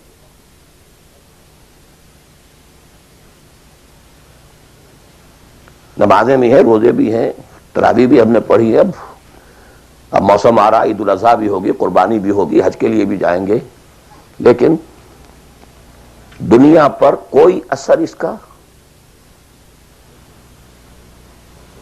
30 لاکھ آدمی حج کر کے آئیں گے، معاشرے پر کوئی زیرو کے برابر بھی کوئی اثر ہے؟ جو خود کا جا کر کے آتے ہیں ان پر کوئی اثر ہوتا ہے؟ جیسے گئے ویسے آئے۔ الٹا یہ کہ یہ اور کانفیڈنس لے آئے کہ پچھلے سارے گناہ معاف ہو گئے ہیں، اب اثر نو کرنے کی چھوٹ ہے۔ This is what is happening۔ اور میں اپنا 35 سال کا تجربہ آپ کو بتا رہا ہوں۔ اصل ڈیسائسو پوائنٹ یہ، اس کو سمجھ لیں اگر تو آپ کا پورا تصور بدل جائے گا، ویلیو سٹرکچر بدل جائے گا، لیکن نہیں تو پھر جو بھی ہے وہ ہے۔ اب میں ایک عملی سوال کہہ رہا تھا کہ اس میں ایک بڑا عملی سوال ہے، میں کیا کروں؟ میں ایک ایسے ماحول میں رہ رہا ہوں جس میں اللہ کا دین غالب نہیں ہے، میں نماز پڑھ رہا ہوں، روزہ رکھ رہا ہوں، میں شراب نہیں پیتا، میں سور نہیں کھاتا، چلو میں نے اپنا اکاؤنٹ جو ہے بینک میں جو ہے کرنٹ اکاؤنٹ رکھا ہوا ہے، میں نے کوئی سود نہیں لیا، نہ سود لینا چاہتا ہوں، کیا کروں؟ اکیلا چنا پہاڑ کو تو نہیں پھوڑ سکتا، پورا نظام تو میرے بدلنے سے نہیں بدل جائے گا، تو میں تو رہا پھر 40%، 50%، 60%، 70% کافر کا کافر۔ تو what's the way out? What's the مخرج؟ بڑی پیاری حدیث ہے وہ جس میں یہ الفاظ آتے ہیں، حضور نے فرمایا انہا ستکون فتنۃ، ایک وقت آئے گا کہ بڑا فتنہ ہوگا۔ حضرت علی فرماتے میں نے فوراً عرض کیا مل مخرج منہا یا رسول اللہ، اے اللہ کے رسول یہ بتائیے اس سے نکلنے کا راستہ کون سا ہوگا؟ یہ نہیں پوچھا کیا فتنہ ہوگا، کیوں ہوگا، کب ہوگا، کیسے ہوگا، کدھر سے آئے گا، کچھ نہیں، نکلنے کا راستہ بتائیے۔ بلکہ ایک اور روایت اس حدیث کی اس سے بھی زیادہ پیاری ہے کہ اصل میں حضرت جبرائیل نے کہا حضور سے یا محمد امتک بعدک، اے محمد صلی اللہ علیہ وسلم کبھی سوچا ہے تمہارے بعد تمہاری امت کا کیا بنے گا؟ تو حضور پلٹ کر سوال کرتے ہیں مل مخرج منہا یا جبرائیل، یہ تو بہت بڑا پرابلم تم نے اے جبرائیل میرے سامنے رکھا ہے، تو اب آپ ہی بتائیں اس سے نکلنے کا راستہ کیا ہوگا؟ قال کتاب اللہ، وہ پوری حدیث پھر وہی ہے، کتاب اللہ فیہ خبر ما قبلکم ونبأ ما بعدکم وحکم ما بینکم وہو ذکر الحکیم وہو صراط المستقیم وہو حبل اللہ المتین۔ اس کا مخرج کیا ہے؟ یہ ہے اصل میں میرے اور اگر تو یہ بات سمجھ میں آ گئی اس کے لیے تصور سمجھ لیجئے، ہمارے دین میں کفارے کا ایک تصور ہے۔ آپ نے روزہ توڑ دیا، وہ تو ٹوٹ گیا، کیا کروں، جڑ تو نہیں سکتا۔ کب اشکوں سے جڑ سکتا ہے؟ جو ٹوٹ گیا سو ٹوٹ گیا۔ موتی ہو کہ شیشہ جام کے بل، جو ٹوٹ گیا سو ٹوٹ گیا۔ تم ناحق ٹکڑے چن چن کر دامن میں چھپائے بیٹھے ہو، شیشوں کا مسیحا کوئی نہیں، کیا آس لگائے بیٹھے، وہ تو ٹوٹ گیا، لیکن اس کا کفارہ دے دیا گیا۔ کفارہ ہے، قسم کھائی تھی، یہ نہیں ہے کہ اب توڑ نہیں سکتے، غلط کھا بیٹھے، توڑو، کفارہ۔ آج میں اس لفظ کفارہ کے حوالے سے آپ کے سامنے وہ بات رکھ رہا ہوں۔ اب مجھے اللہ نے پیدا کر دیا اس دور میں، کسی کو ہندوستان میں پیدا کیا، کسی کو انگلستان میں کیا ہے، کسی کو امریکہ میں کیا ہے، کسی کو پاکستان میں کیا ہے، کچھ کو پاکستان پہنچا دیا ہے، چاہے زبردستی چاہے اپنی مرضی سے، کسی کو یہاں پہنچا دیا ہے چاہے کسی بھی نیت اور کسی بھی ارادے سے، لیکن اب ہیں کہیں ہیں، کیا کریں؟ کوئی کفارہ ہونا چاہیے، کوئی مخرج ہونا چاہیے، بس یہی کفارہ ہے۔ پھر نوٹ کر لیجئے، اس ماحول سے سوائے سبسسٹنس لیول کے اور کچھ حاصل مت کرو، اور اس سبسسٹنس لیول پر بھی جو کچھ تم نے کھایا پیا ہے اور سانس لیا ہے، جو انرجی کریٹ ہوئی ہے، اس کا میکسیمم اس جہاد میں صرف کر دو کہ اس نظام کو بدلو۔ تمہاری یہ جد و جہد، تمہاری یہ کوشش کفارہ بن جائے گی اس کا۔ معذرۃ الی ربکم، معذرت پیش کر سکو گے اللہ کے ہاں۔ اے اللہ، میں نے اس نظام کے ساتھ ریکنسائل نہیں کیا۔ اے اللہ، میں نے اپنی توانائیوں اور اپنی محنتوں سے نہ اپنے لیے کوئی جاگیر بنائی، نہ اپنے لیے جائیداد بنائی۔ اے اللہ، میں کوئی دولت چھوڑ کر نہیں مرا۔ اے اللہ، میں نے اپنے بچوں کو بھی اسی کام کے لیے لگا دیا تھا۔ میں نے ان کی دنیا سے بڑھ کر ان کی عاقبت کی فکر کی ہے۔ نہیں کر سکا، آگے کچھ نہیں ہو سکا تو میں بے بس ہوں۔ حضرت نوح بھی تو بے بس تھے، کیا کر گئے؟ لیکن اگر کسی بھی درجے میں ریکنسیلیشن ہے، کمپیٹیبلٹی ہے، اس کو آپ نے ایکسپٹ کر لیا ہے، اس میں پھلنے پھولنے اور پھیلنے کا بندوبست کر رہے ہیں، you are doomed. Everything will be multiplied by a big zero and will become a zero۔ یہ ہے جو میں سمجھا۔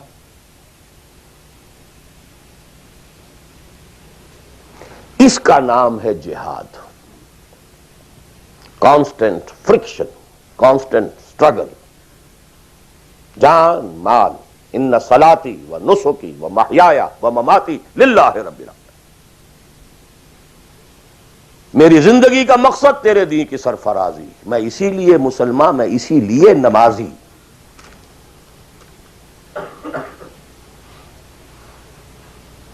اب وہ آیت آئی، محبت میں اللہ اور اس کے رسول کی محبت کے ساتھ تیسری محبت جوڑ دی گئی، جہاد کی محبت۔ اللہ کی محبت، اس کے رسول کی محبت، اس کے راہ میں جہاد کی محبت، یہ تین محبتیں جتنی بھی ہیں تمہارے اندر، ایک پلڑے میں ڈال لو، اور 8 محبتیں دوسرے پٹڑے میں ڈال لو۔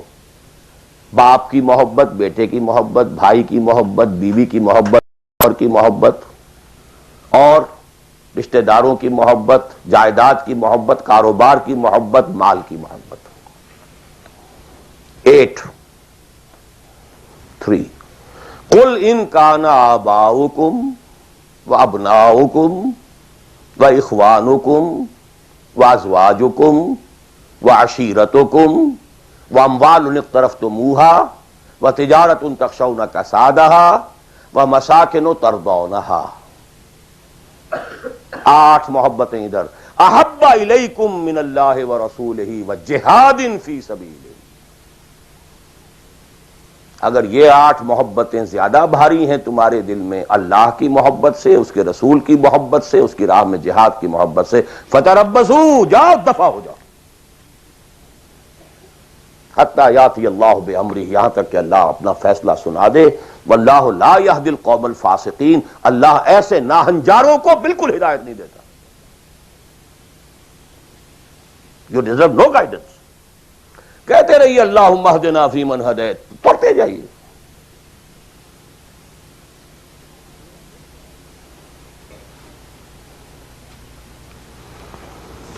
تیرا دل تو ہے صنم آشنا، تجھے کیا ملے گا نماز میں. جو میں سر بسجدہ ہوا کبھی تو زمین سے آنے لگی صدا. تیرا دل تو ہے صنم آشنا، تجھے کیا ملے گا نماز میں. تمہارے دلوں میں تو مال کی محبت ہے، جائیداد کی محبت ہے، اولاد کی محبت ہے، بیویوں کی محبت ہے، اور کہیں نام رکھا ہوا اللہ کا بھی اور رسول کا بھی. وہ چھٹانک ہے تو یہ سیر ہے. یہ کیا ملے گا نماز. دلقت بیچے کے اور آید و تسبیح و مصلی. یہ ساری گدڑی جو تم نے صوفیوں والی پہن لی ہے اور مصلی کندھے پر ہے، کس کام آئے گا. دس از دی کرکس آف دی میٹر. یہ ہے تو سب کچھ ہے، اور یہ نہیں ہے تو کچھ نہیں. اب جہاں تک اس کا تعلق ہے کہ وہ جد و جہد کیسے ہو، کس طرح کی جائے، طریقہ کار کیا ہو، اس میں میں اس وقت نہیں جانا چاہتا. وہ ایک بالکل ڈفرنٹ ایشو ہے. یہ ایشو کلیئر ہو جائے تو پھر آدمی خود تلاش کرے گا. If there is no other way out, اب تو وہ خود تلاش کرے گا. پیٹ کھانے کو مانگتا ہے تو کہیں کوئی رسی چلاتا ہے، کہیں کوئی ٹوائلٹ صاف کرتا ہے، کہیں کچھ اور کرتا ہے، کہیں برف کے شاول اٹھا کے پھینک رہا ہے 10-10 گھنٹے. کسی کو کہنے کی ضرورت نہیں کہ یہ کام ضرور کرو، پیٹ کھانے کو مانگتا ہے. It's your own requirement. جب یہ محسوس ہو جائے یہ میرا فرض ہے، اور یہ فرض ہے، یہ کوئی اضافی نیکی نہیں ہے، یہ نوافل نہیں ہے. نوافل تو اگر دین کا ماحول، دین قائم ہوتا پھر تو نوافل کا میدان تھا. جڑ سے وہ نظام ہی نہیں ہے تو فرض عین پہلا یہ ہے کہ اس کو بدلو. اگر یہ معلوم ہو جائے کہ اگر میں یہ نہیں کر رہا تو میں کافر شمار ہو رہا ہوں، میں ظالم شمار ہو رہا ہوں، میں فاسق شمار ہو رہا ہوں. لستم علی شیء حتی تقیموا التوراۃ والانجیل وما انزل الیکم من ربکم یا ایھا الذین آمنوا لستم علی شیء حتی تقیموا القرآن وما انزل الیکم من ربکم. اب جہاں تک اس کا تعلق ہے کہ وہ جد و جہد کیسے ہو، کس طرح کی جائے، طریقہ کار کیا ہو، اس میں میں اس وقت نہیں جانا چاہتا. وہ ایک بالکل ڈفرنٹ ایشو ہے. یہ ایشو کلیئر ہو جائے تو پھر آدمی خود تلاش کرے گا. If there is no other way out, اب تو وہ خود تلاش کرے گا. پیٹ کھانے کو مانگتا ہے تو کہیں کوئی رسی چلاتا ہے، کہیں کوئی ٹوائلٹ صاف کرتا ہے، کہیں کچھ اور کرتا ہے، کہیں برف کے شاول اٹھا کے پھینک رہا ہے 10-10 گھنٹے. کسی کو کہنے کی ضرورت نہیں کہ یہ کام ضرور کرو، پیٹ کھانے کو مانگتا ہے. It's your own requirement. جب یہ محسوس ہو جائے یہ میرا فرض ہے، اور یہ فرض ہے، یہ کوئی اضافی نیکی نہیں ہے، یہ نوافل نہیں ہے.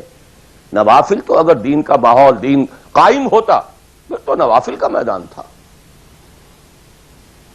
جڑ سے وہ نظام ہی نہیں ہے تو فرض عین پہلا یہ ہے کہ اس کو بدلو. اگر یہ معلوم ہو جائے کہ اگر میں یہ نہیں کر رہا تو میں کافر شمار ہو رہا ہوں، میں ظالم شمار ہو رہا ہوں، میں فاسق شمار ہو رہا ہوں. لستم علی شیء حتی تقیموا التوراۃ والانجیل وما انزل الیکم من ربکم یا ایھا الذین آمنوا لستم علی شیء حتی تقیموا القرآن وما انزل الیکم من ربکم. ہمارے ہاں تمہاری کوئی حیثیت ریکگنائزڈ ہے ہی نہیں جب تک کہ تم قائم نہیں کرتے. اور قائم کرنے کا بدل کفارہ کیا ہے کہ اپنا تن من دھن لگا دو. قائم ہو نہ ہو جائے تو کیا کہنے، گر جیت گئے تو کیا کہنا، ہارے بھی تو بازی مات نہیں. قل هل تربصون بنا الا احدى الحسنيين. ان دونوں حالتوں میں ہمارے لیے تو حسنہ ہی حسنہ ہے. سب کے سب مر گئے، قتل ہو گئے، رومیوں کے ہاتھوں سب ہلاک ہو گئے، تب بھی ہمارے لیے تو کامیابی ہی کامیابی ہے. اور ہم جیت کر اگر آ گئے تب تو تم بھی کہو گے کہ کامیابی کے ساتھ لوٹ آئے. تو ہمارے لیے تو کس چیز سے ڈراتے ہو؟ جب منافقین مدینہ کہہ رہے تھے لا تنفروا فی الحرب، کیا ہو گیا تمہارا دماغ خراب ہو گیا ہے؟ اب تک تو یہ عربوں کے آپس کی انفائٹنگ ہوتی تھی. You are going against Roman empire having standing armies, trained armies, Roman legions, You want to confront them? ہوش کے ناخن لو. جواب کیا دیا گیا؟ قل لن يصيبنا الا ما كتب الله لنا هو مولانا هل تربصون بنا الا احدى الحسنيين. We don't have to lose anything. ہر حال میں جیت جیت ہے. گر جیت گئے تو کیا کہنا، اور ہارے بھی تو بازی مات نہیں. سکسس ہی سکسس. تو وہ طریقہ کیا ہے، اس کے سٹیجز کیا ہے، میں نے بہت تفصیل سے، اللہ کا شکر ہے، یہ چیزیں انگریزی میں بھی، میتھوڈالوجی کیا ہے، ریولوشن کی میتھوڈالوجی کیا ہے. بس یہ کہ جو میں نے کل بھی رات میں بیان کیا تھا کہ اگرچہ دین تمام انبیاء کا ایک رہا، لیکن شریعت و منہاج علیحدہ علیحدہ رہی. شرع لکم من الدین ما وصى به نوح والذی اوحینا الیک وما وصینا به ابراہیم وموسیٰ وعیسیٰ. لیکن وَلِكُلٍّ جَعَلْنَا مِنْكُمْ شِرْعَةً وَمِنْهَاجًا. شریعت سپریٹ، منہاج سپریٹ. ہمارے لیے لازم شریعت محمدی اور منہج محمدی صلی اللہ علیہ وسلم.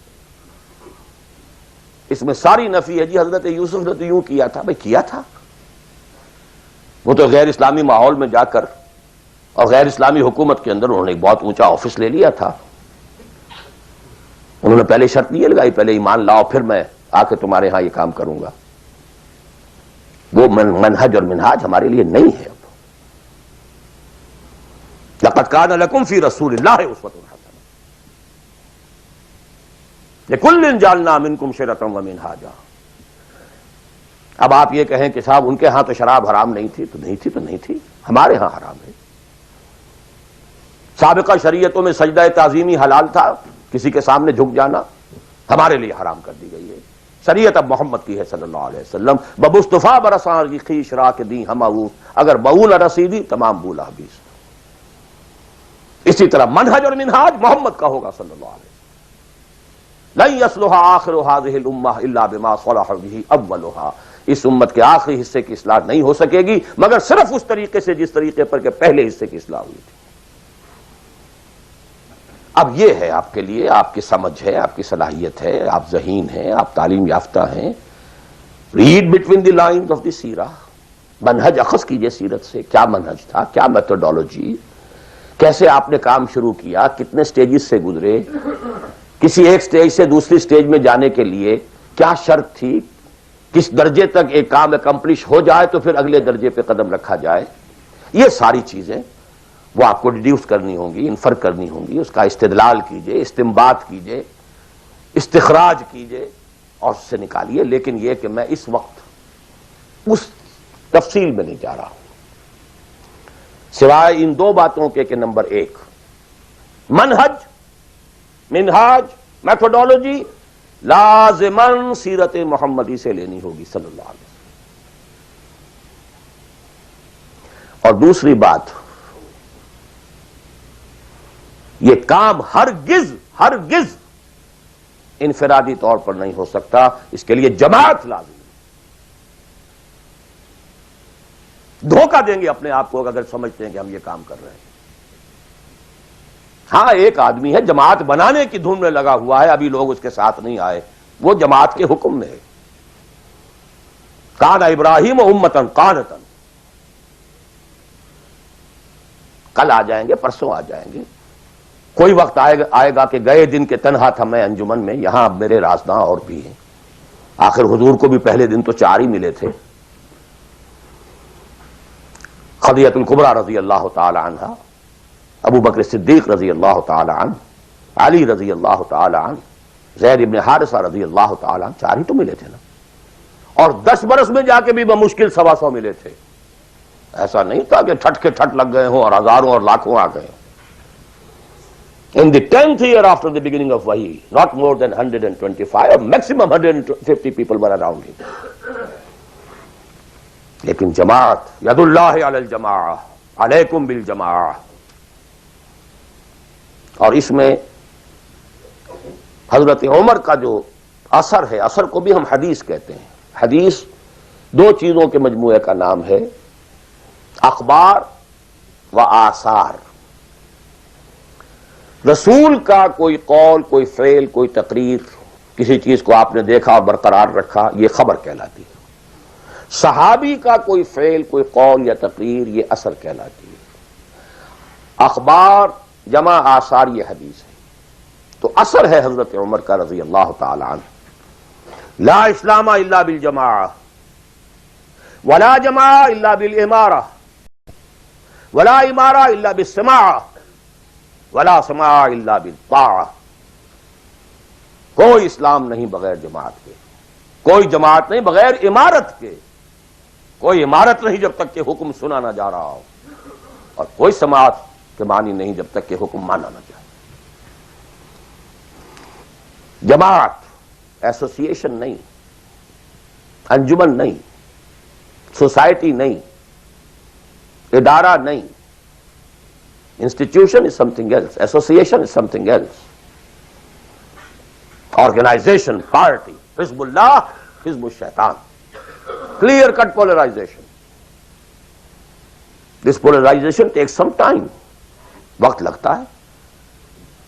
10-15 سال میں جو خیر کا عنصر تھا پولرائز ہو کر حضور کی طرف آ گیا، جو شیطانی ایلیمنٹ تھا وہ دوسری طرف جمع ہو گئے۔ آئونائزیشن ہوئی ہے، پازیٹیو آئنز ایک طرف، نیگیٹو آئنز ایک طرف، جانے جانے۔ It took time. لیکن یہ کہ اب آئیڈینٹیفائی ہو گئے، اولئک حزب الشیطان، اولئک حزب اللہ۔ This is the party of شیطان، this is the party of اللہ۔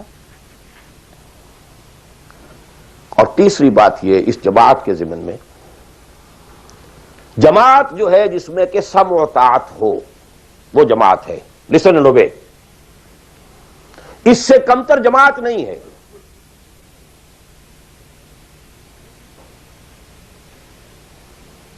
لیکن یہ جماعت مختلف قسم کی ہو سکتی ہے۔ ایک کانسٹیٹیوشنل جماعت ہو سکتی ہے، اس میں کانسٹیٹیوشن کو وہ حیثیت حاصل ہوتی ہے کہ you have to obey it. کوئی اس کا صدر بنتا ہے تو حلف لیتا ہے کہ I will be loyal to this constitution. اب یہ بھی تو ایک جماعت ہے نا، امریکن نیشن ایک جماعت ہے، اس کا ایک کانسٹیٹیوشن ہے۔ صدر آئے گا حلف لے گا، کوئی اور آئے گا حلف لے گا، چیف جسٹس ہوگا حلف لے گا، اس کانسٹیٹیوشن کا، کسی آدمی کا نہیں ہے اس میں حلف۔ Not personal allegiance to anybody, allegiance to the constitution۔ اسی طریقے سے جماعتیں بنے، ان کا دستور ہو، یہ ممبرشپ کی ریکوائرمنٹ ہے، یہ آپ پورا کریں گے ممبر بن جائیں گے، آپ امیر منتخب کریں گے کثرت رائے سے، پھر یہ کہ امیر جو ہے وہ بھی شورا بھی منتخب کریں گے، شورا کی رائے کا وہ پابند ہوگا یا نہیں ہوگا، کس درجے میں ہوگا، کس درجے میں، آپ بنا لیجئے کانسٹیٹیوشن، اور جو شخص بھی شامل ہوگا وہ اس کانسٹیٹیوشن کا حلف اٹھائے گا to abide by this constitution۔ اس قسم کی جتنی جماعتیں ہیں، please take it from me, مباح ہیں، جائز ہیں، حلال ہیں، بشرطے کہ اس میں ڈسپلن ہے، اوبیڈینس ہے۔ دی اونلی ڈفرنس از کہ اس میں اوبیڈینس یا ڈسپلن کسی فرد کے ساتھ الیجینس پر نہیں ہے، بلکہ ایک کانسٹیٹیوشن کے ساتھ الیجینس پر ہے۔ But you have to obey, listen and obey، can't go beyond that constitution۔ تو مباح اور حلال اور جائز ہر وہ جماعت ہے، خواہ کسی بنیاد پر بنی ہوئی ہو، جس میں ڈسپلن ہے اور سمع و طاعت ہے، listen and obey ہے۔ لیکن منصوص، مسنون، معصور، یہ تین الفاظ، منصوص وہ شے ہے کہ جس کا ذکر قرآن اور حدیث میں ہو، نص یہ ہے ہماری۔ مسنون وہ شے ہے جس پر حضور نے عمل کیا ہو، معصور وہ شے ہے جس پر کہ آپ کے بعد بھی ہماری امت کے لوگوں نے عمل کیا ہے۔ صرف ایک طریقہ ہے اور وہ ہے پرسنل بیعت کا، شخصی بیعت، allegiance to a person۔ That is called بیعت۔ ہمارے ہاں حضور نے لی تو بیعت لی، حالانکہ آپ نبی تھے، رسول تھے، آپ کی اطاعت تو کرنی ہی کرنی تھی، اس کا کوئی سوال ہی پیدا نہیں ہوتا، کسی اور ایڈیشنل فارمل کسی ایگریمنٹ کی کوئی ضرورت ہی نہیں۔ But he had to leave some uswa for the ummah. اگر یہ نہ ہوتا تو بعد میں والوں کے لیے، بعد میں تو کوئی نبی تو نہیں آنا، رسول تو نہیں آنا، اسوا کہاں سے آتا پھر؟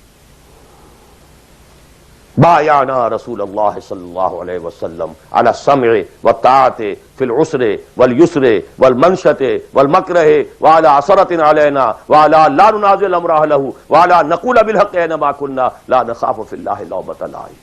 متفق علیہ، بخاری مسلم دونوں میں یہ حدیث موجود ہے. عبادہ ابن صامت رضی اللہ تعالیٰ. سوچئے جب رسول مان لیا تو یہ ساری باتیں کہنے کی ضرورت کیا ہے؟ Sometimes I do wonder, brother, when you say Allahumma taqabbal minna ruku'ana wa sujudana wa what is it? Salatana, yakfi inshallah. Rabbana taqabbal minna innaka antas sami'ul alim. Everything. Why to go on counting them? اور کیا چیز؟ اللہ تعالیٰ تسبیح ہے، تحمید ہے، تکبیر بھی ہم کر رہے ہیں، تکبیرنا و تسبیحنا و تحمیدنا و رکوعنا و سجودنا و قنوتنا، everything. One thing, sufficient. ربنا تقبل منا انك انت السميع العليم. وإذ يرفع ابراهيم القواعد من البيت واسماعيل ربنا تقبل منا انك انت السميع العليم.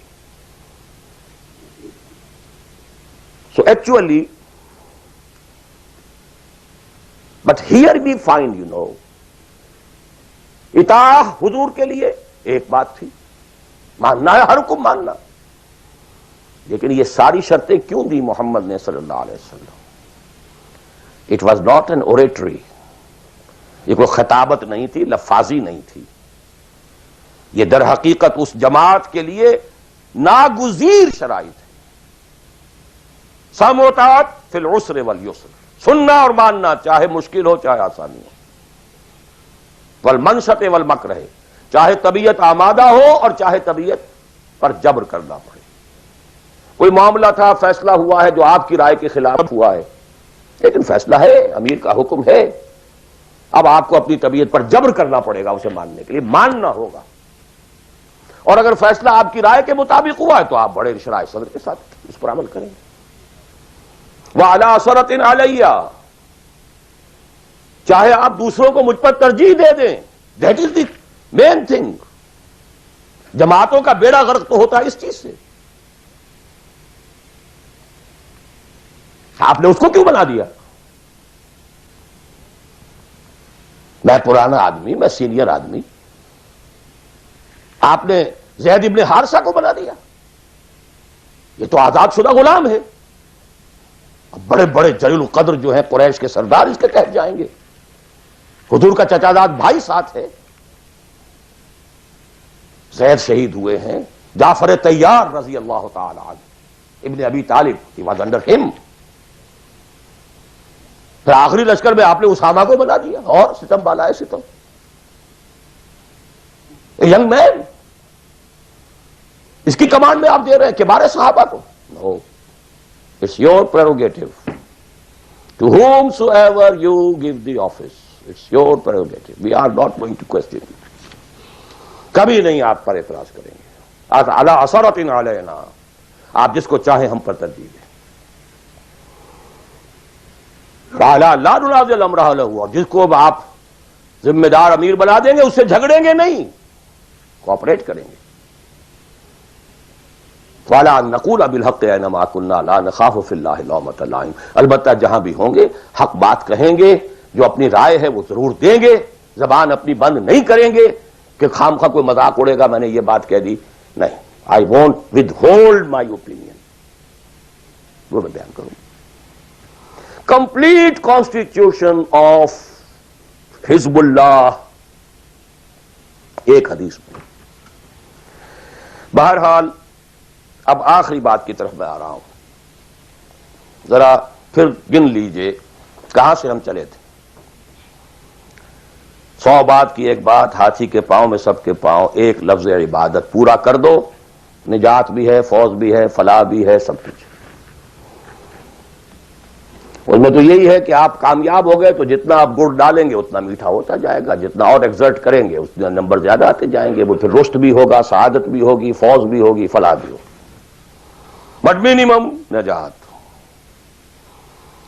عبادت کے دو اجزاء لازم، جسم کے مانند ویزیبل جز ٹوٹل اوبیڈینس، روح کے مانند اس کی اصل اسپرٹ اللہ کی محبت. اوبیڈینس اور محبت میں اللہ اور رسول دونوں یکجا، نظری طور پر اللہ اول رسول ثانی، عملاً رسول اول اللہ ثانی. اوبیڈینس میں غلطی ہو جائے وقتی طور پر، غیر شعوری طور پر، بھول میں، چوک میں، جذبات کے طوفان میں، وقتی طور پر ماحول سے اثر انداز ہو کر، ٹھیک ہے فوراً توبہ کر لو، اللہ معاف کر دے گا. ایک گناہ بھی اگر مستقلاً جان بوجھ کر اپنی زندگی کے اندر داخل کر لیا تو یہ بگ زیرو ہے، سارا بقیہ زیرو سے ضرب کھا کر زیرو ہو جاتا. تین چیزیں ایکسکلوسیو اللہ کے لیے ہیں. دعا صرف اللہ سے، تعظیم کے لیے جو مظاہر ہیں، قنوت ہو، رکوع ہو، سجود ہو، صرف اللہ کے. اخلاص اور احتساب، مقصد ہو آپ کا اللہ کی رضا اور جزا بھی صرف اسی سے، یہ ایکسکلوسیو اللہ کے لیے تھی. اس کے بعد ہم نے کہا کہ انفرادی اور اجتماعی یہ مختلف دائرے ہوتے ہیں. انفرادی آدمی کر سکتا ہے، چاہے دقت آتی ہے کر سکتا ہو، چاہے بھوک آ جائے، فاقہ آ جائے، جان پر بن جائے، کر سکتا ہو. یہ ایک دائرہ ہے. نہیں کر رہا تو ناہنجار ہے. اور ایک حصہ وہ ہے جو کر ہی نہیں سکتا جب تک کہ نظام نہ بدلے. اور اس میں ویرینگ پروپورشنز رہیں گی. اب میں تھوڑا سا آپ کو ان ویرینگ پروپورشنز کا اور ایک مختلف نسبت و تناسب کا ایک نقشہ دکھانا چاہتا ہوں. بعض ممالک ایسے ہیں اس روئے ارضی پر، دیکھیے ایک ہے کسی اور اعتبار سے کسی ملک کا اچھا ہونا برا ہونا. کہیں بادشاہت کا نظام ہے، کہیں ڈکٹیٹرشپ ہے، کہیں کچھ اور ہے، کہیں کچھ اور ہے، کہیں جو ہے بہت کرپشن ہے، کہیں رشوت زیادہ ہے، کہیں کوئی کچھ اور ہے. کچھ ان چیزوں کو چھوڑ دیجیے، اس وقت میں خالی شریعت کی بات کر رہا ہوں، حلال اور حرام کی بات کر رہا ہوں. کچھ ممالک ایسے ہیں جہاں شریعت پر عمل کرنے کا دائرہ کافی وسیع ہے. نماز، روزہ، حج، زکوٰۃ بھی آپ کر سکتے ہیں. آپ کا پرسنل لا بھی پورا آپ کے مطابق ہے. شادی، بیاہ، نکاح، طلاق ٹوٹلی آپ کے اپنے ہاتھ میں ہے. لا آف انہیریٹنس بھی آپ کا چل سکتا ہے. کسی درجے میں حدود اور جو ہیں سزائیں، حدود و تعزیرات بھی نافذ ہیں. اگرچہ پورا نظام تو نہیں ہے اللہ کا، ٹوٹل تو نہیں ہے. سودی نظام ہے، معیشت یہ ہے، فلاں ہے، بادشاہت ہے، یہ ہے، وہ ہے، سب کچھ ہے، ظلم ہے. لیکن یہ چیزیں انفرادی اعتبار سے دائرہ وہاں کافی وسیع ہے. اس کی مثالیں ہیں سعودی عرب، ایران آف ٹوڈے، اور مجھے زیادہ حالات معلوم نہیں ہے لیکن مجھے توقع ہے کہ سوڈان آف ٹوڈے، اور میرے خیال میں اس کے علاوہ کوئی نہیں. اس کے بعد ایک اور دائرہ آتا ہے اور وہ میرے نزدیک اس میں ٹاپ پر پاکستان ہے. نماز، روزہ، حج، زکوٰۃ کیجیے. پرسنل لا وہ بھی آپ ویسے کہنے کو وہاں ہے قانون، لیکن یہ کہ بالفعل ایک آدمی چاہے تو اسلامی قانون پر عمل کر سکتا ہے. انہیریٹنس آپ اپنے حساب سے کر سکتے ہیں. دستور میں طے ہے حاکمیت اللہ کی. گویا کہ نظری اعتبار سے وہ ملک جو ہے وہ اللہ کی حاکمیت پر مبنی ہے. قرارداد مقاصد دستور کا جز بن چکی ہے. لیکن پھر نوٹ کیجئے، رشوت ہے، یہ ہے، وہ ہے، ظلم ہے، ناانصافی ہے، یہ سب اپنی جگہ. میں اس وقت شریعت کی بات کر رہا ہوں. ایک آدمی خود وہاں رہتے ہوئے چاہے بھوک آئے، تکلیف آئے، مصیبت آئے، اس کو ہر وقت جو ہے غصہ آتا رہے، یہ کیوں ٹیلی فون کا بل جو مجھے زیادہ آ گیا، یہ کیا ہو گیا، میری جو ہے میری تو کنفرم سیٹ تھی، یہ کیا کر رہے ہیں یہاں پر کہ مجھے بتا رہے ہیں کہ سیٹ نہیں ہے، وغیرہ وغیرہ سب کچھ. لیکن آپ شریعت پر عمل کر سکتے ہیں. تکلیف اٹھا کر، مصیبت جھیل کر، پیٹ کاٹ کر، فاقہ کر کے، جو بھی ہے، بڑا کاروبار نہیں کر سکتے، چھوٹا تو کر سکتے ہیں، جس میں نہ انکم ٹیکس کا معاملہ آئے گا، نہ کسی اور کی خباثت آئے گی، نہ کچھ اور ہوگا، کر تو سکتے ہیں، پیٹ پال سکتے ہیں۔ یہ ایک ملک ہے پاکستان۔ پھر یہ کہ نظری طور پر وہاں اگرچہ بالفعل نہیں ہے، نظری طور پر قرارداد مقاصد، ساورنٹی بلانگس ٹو اللہ۔ اب اس کے بعد وہ ملک آتے ہیں کہ جو خالص سیکولر ہیں، لیکن ان میں بھی میرے نزدیک ایک اعتبار سے بھارت بہت بہتر ہے۔ مثلا یہ کہ دو ملکوں کو ذہن میں رکھ لیجئے، ایک امریکہ یا امریکہ کی طرح انگلستان اور فلانستان آل، ایک بھارت سیکولر ہے، لیکن کم سے کم آج کی تاریخ تک مسلمانان بھارت نے اپنا پرسنل لا محفوظ رکھا ہے۔ I salute them. In the face of maximum hardships, کٹر ہندو تلا ہوا ہے کہ یہ کامن سول کوڈ ہونا چاہیے۔ اٹس ویری لاجیکل، ان کی بات بڑی منطقی ہے۔ جب قوم آپ کہتے ہیں ایک ہے، آپ سارے جو ہے سیاسی حقوق وہی لینا چاہتے ہیں کہ جو ہندوؤں کو حاصل ہیں، تو اگر قوم ایک ہے تو سیکولرزم کا تقاضا تو یہ ہے کہ کامن سول کوڈ ہونا چاہیے۔ Why this separate family laws? وہاں کوئی عورت برقع لے سکتی ہے، بلکہ میں سمجھتا ہوں کہ جتنی عورتیں برقعے میں ہندوستان میں آج نظر آ جائیں گی، پوری دنیا میں کسی اور ملک میں نظر نہیں آئے گی۔ Go and see Hyderabad Deccan, I have seen it. Pakistan میں تو برقعے کا نام و نشان بڑا، ڈھونڈ اب اس کو چراغ رخ زیبا لے کر کون؟ وہ تو فرسودگی کی علامت تھی، غربت کی علامت تھی۔ بھارت اس میں سب سے اونچا ہے۔ نماز پڑھیے، روزے رکھیے، مسجدیں بنائیے، ہے کچھ وہ فرکشن ہے، مشکل ہے، جینا وہی مشکل ہوتا ہے، مشکل جہاں آسان ہوتی ہے۔ بہرحال اس کے بعد لیسٹ جو ہے اس اعتبار سے وہ ممالک ہیں جن کا سر خیل امریکہ بہادر، امریکہ شریف ہے۔ نماز روزہ کر لو، ناٹ ایون دی پرسنل لا۔ قرآن مجید میں پڑھ لیا کرو نکاح اور طلاق کے قوانین، دیٹس آل، نتھنگ ڈوئنگ۔ ثواب لے لیا کرو، تراویح میں سن لیا کرو انہیریٹنس کے laws, nothing doing, keep them with you. یہاں انفرادیت کا حصہ، اگرچہ اور بڑی سہولت ہے، دنیا بڑی اچھی ہے، کھانے کو اچھا ملتا ہے، سیکیورٹی بہت ہے، سب کچھ ہے۔ سوال یہ ہے کہ آپ کی پرائرٹی نمبر 1 کیا ہے؟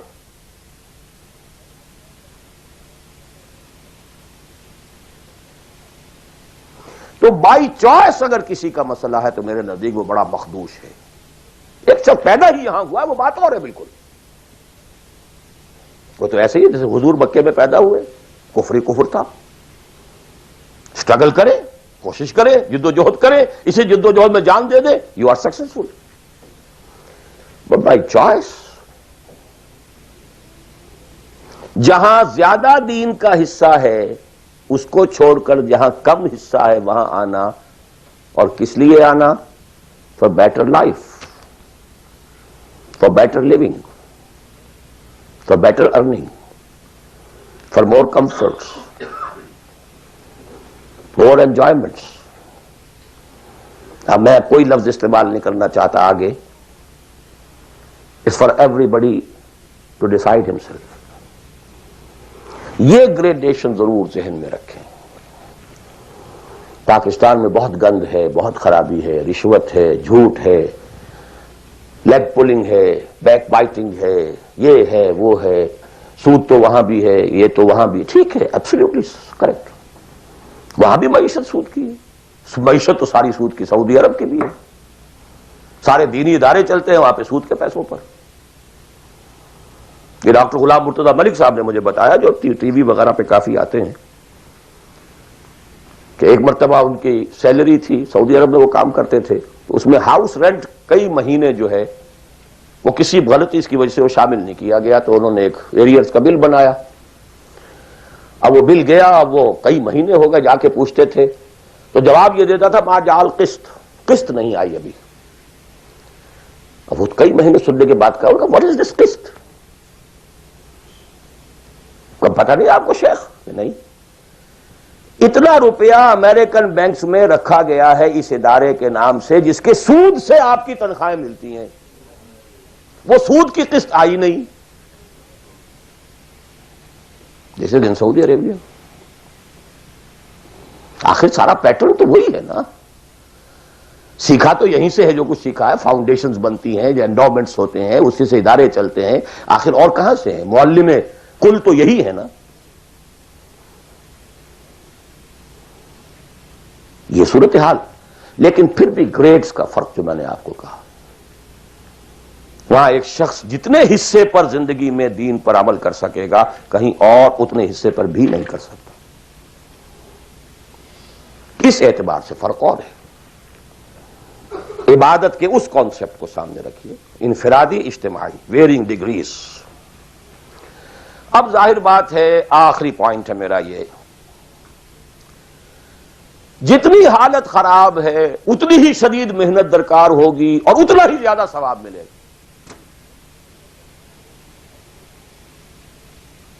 جہاں جتنی آسانی ہے اتنی ہی محنت کم ہے، اتنا ہی ثواب کم ہے۔ یہ آج رات کو جب ہم سورہ حدید پڑھیں گے تو اس میں بات آ جائے گی۔ لا يستوي منكم من انفق من قبل الفتح وقاتل اولئك اعظم درجة من الذين انفقوا من بعد وقاتلوا وكلا وعد الله الحسنى۔ لہذا حالات کی نامساعدگی، حالات خراب ہیں، یہ پرابلمز ہیں، یہ تو آپ کے لیے موقع کو زیادہ بڑھا رہے ہیں۔ You can earn more. Only you have to make a decision.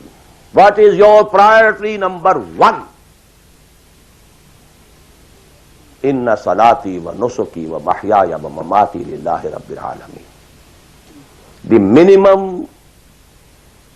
subsistence level کے لیے جو ضروری ہے وہ ٹھیک ہے، ریسٹ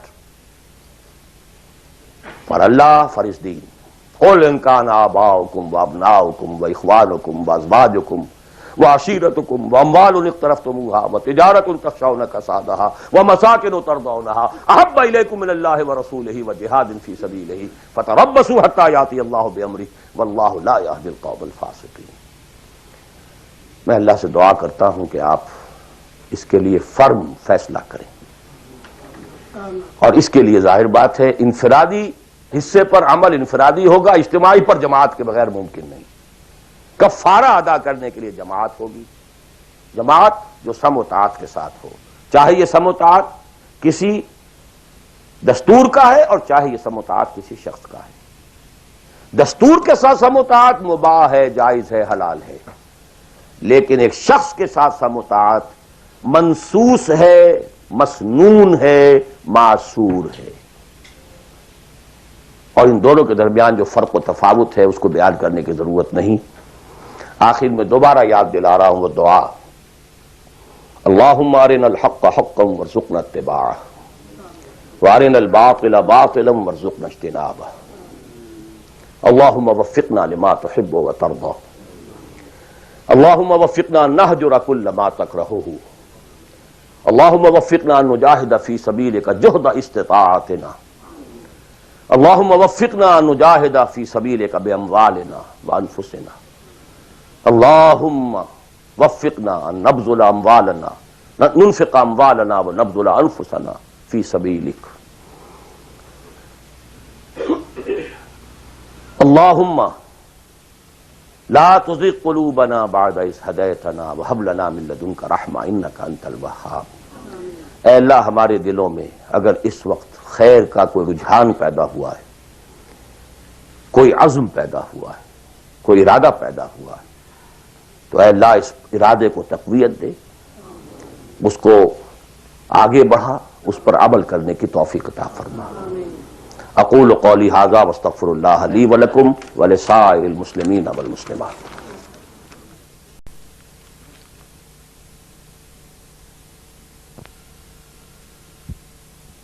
ڈائریکٹ ایک شے فی نفس ہی حرام ہے، نجس ہے. ایک شخص کھا تو رہا ہے بکری کا گوشت، بکری بھی اس نے خود خریدی، خود ذبح کیا، صحیح تکبیر پڑھی، سب کچھ کیا، لیکن وہ بکری خریدی تھی اس نے کسی کی جیب کاٹ کے، تو کیا کھا رہا ہے؟ حرام. بکری کا گوشت ہے، حرام. اس کو آپ آرگومنٹ کو بلڈ کیجئے. میں نے جو کچھ آج کہا ہے، باطل کے غلبے کے تحت زندگی گزارنا حرام ہے، الا یہ کہ آپ کی پوری توانائی اس کو بدلنے کے لیے صرف ہو رہی ہے. دس از دی کرسٹ آف دی میٹر. باقی تو اب ڈگریز کا فرق ہے، کوئی 50% حرام ہے، کوئی 60% ہے، کوئی 30% ہے، کوئی 100% ہے. سانس لینا حرام ہے.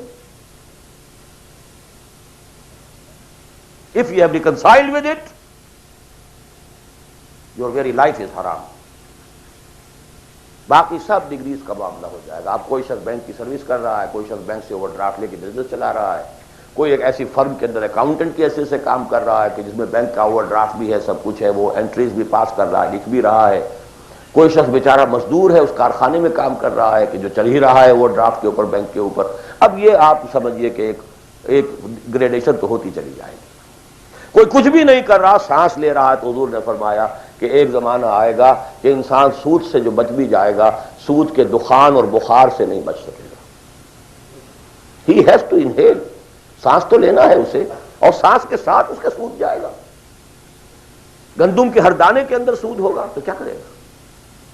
وہ ہے نظام کا معاملہ. اور آج دنیا میں ہم اس جگہ پہنچ گئے ہیں. نظام کی گرفت اتنی اسٹرانگ ہو گئی ہے، انڈیویجول کی حیثیت بالکل نہ ہونے کے برابر رہ گئی. بہت کنٹریکٹ ہو گیا ہے، بہت محدود ہو گیا ہے انفرادی آزادی کا دائرہ. نظام. جی اور کوئی بات؟ جی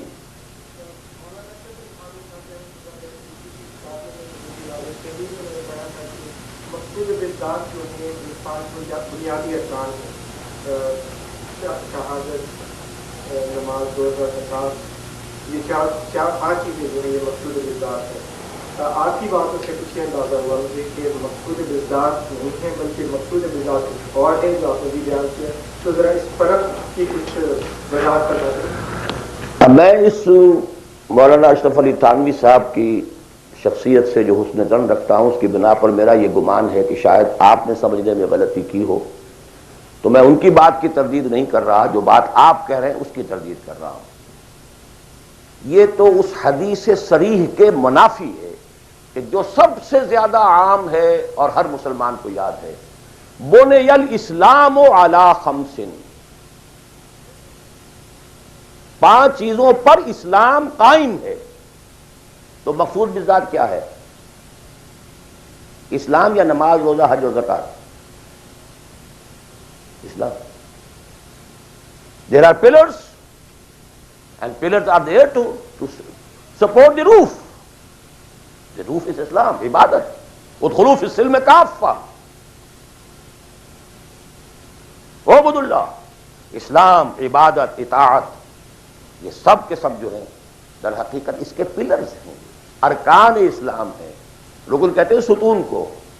ستونوں پر عمارت کھڑی ہے. بنی الاسلام علی خمس. These are the supports. بدقسمتی یہ ہے کہ جب دین کی بجائے ہمارا ذہن مذہب کا ہو گیا، اس کے بعد سے ساری توجہ ان سپورٹس پر ہے، ارکان پر ہے. اور چھت کی جگہ چھوٹی سی ایک جو سیلنگ لگا رکھی ہے ہم نے، بس شراب حرام ہے، سور حرام ہے، سود وود چلتے جاؤ، جانے دو.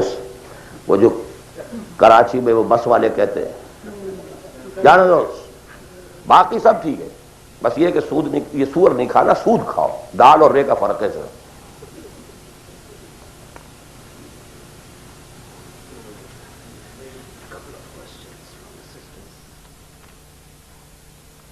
تقریر تو میں نے اردو میں کی تھی، سوال انگریزی شریف میں آ رہے ہیں.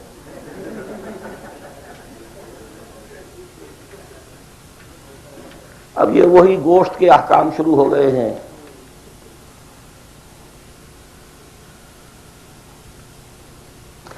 میں یہ سوالات آج نہیں لینا چاہتا. میں نہیں چاہتا کہ آپ لوگوں کا ذہن جو اصل تھیم ہے میری گفتگو کا اس سے ذرا ادھر ادھر ہٹے. جی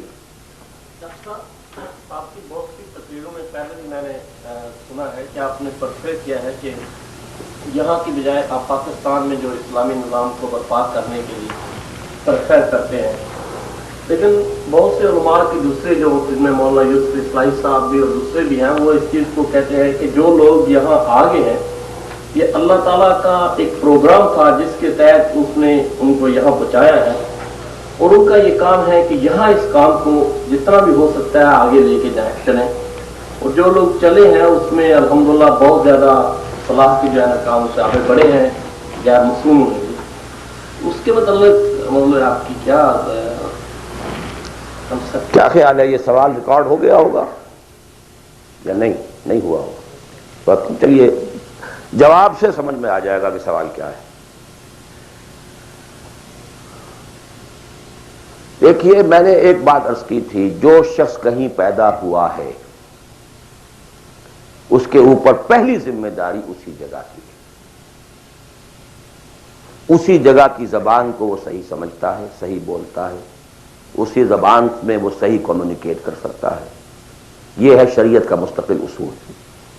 اب اگر کوئی یہاں پیدا ہوا ہے، چاہے اس کے والدین آ گئے تھے یہاں پر لیکن وہ تو پیدا یہیں ہوا ہے، اس کے اور جو یہاں کے نیٹو امریکنز ہیں ویدر بلیک اور وائٹ کوئی فرق نہیں میرے نزدیک. آنا نہ آنے کا فیصلہ جو بھی تھا وہ ان کا نہیں ہے، وہ ان کے والدین کا تھا. اور جہاں وہ ہے وہیں انہیں کام کرنا،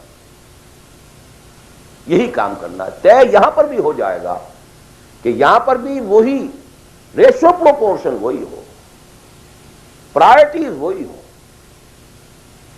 یہ فیصلہ اب ہر شخص خود کر سکتا ہے کہ میرے ہاں واقعتاً ریشو پروپورشن کیا ہے. بل الانسان علی نفسہ بصیرہ ولو القی معاذیرہ. آپ میری زبان بند کر سکتے ہیں اپنے جوابات کے ذریعے سے، آپ کا دل بتا دے گا کہ آپ کی ریشو پروپورشن اس وقت کیا ہے. اگر ریشو پروپورشن درست ہے تو یہاں پر بھی اور کسی اور جگہ پر بھی بالکل برابر ہے، کوئی فرق نہیں. Absolutely do. البتہ ایک اور چیز یہ ہے کہ کہاں آپ دیکھتے ہیں کہ فرض کیجئے کسی شخص کی ریشو پروپورشن ٹھیک ہو گئی کہ مجھے جینا ہے مرنا ہے اسلام کے لیے. فیزیبلٹی رپورٹ دیکھتا ہے کہ میرے پاس جو ٹائم ہے، میرے پاس جو وقت ہے، میرے پاس جو صلاحیت ہے، اس کا بہترین میکسیمم آؤٹ پٹ کہاں ہو سکتا ہے. یہ ایک بالکل دوسری بات. For people belonging to Pakistan the maximum benefit can be in Pakistan, not here. یہ بالکل دوسری بات. آپ کے بھائی بند وہاں، آپ کے بیک گراؤنڈ کو جاننے والے وہاں، آپ کی اخلاقی جو ہے ذمہ داری وہاں کی آپ کی پیدائش ہے، وہاں کی آپ کی بنیادی تعلیم تھی، یہ اپنی جگہ پر ہے. اور دوسرے یہ کہ جو بھی ہمیں اطلاعات ملی ہیں حضور صلی اللہ علیہ وسلم سے، اس سے یہی نظر آتا ہے کہ اسی ریجن میں اسلام کا بول بالا ہوگا. لیکن ظاہر بات ہے یہ میں امریکن سے نہیں کہہ رہا ہوں، میں عربوں سے نہیں کہہ رہا ہوں، جو بلیک امریکنز ہو یا وائٹ امریکن ان سے نہیں کہہ رہا ہوں. تو یہاں کے کام کریں، کیا پتا اللہ تعالیٰ اس سرزمین کو پسند کر لیں. بہرحال جو یہاں آ گئے کسی وجہ سے آئے، اب اس کو بھی چھوڑ دیجئے، وہ ماضی کا ہے.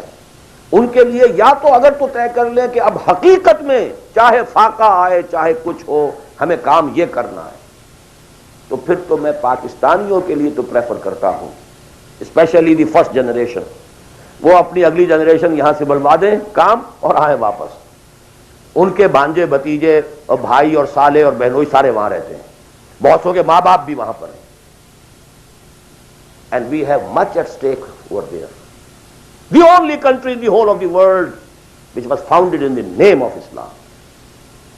مولانا ابوالکلام آزاد تک کا کہنا یہ، حالانکہ وہ پاکستان کے بہت مخالف تھے، لیکن پاکستان بننے کے بعد انہوں نے کہا اب پاکستان کے ساتھ اسلام کی عزت وابستہ ہے.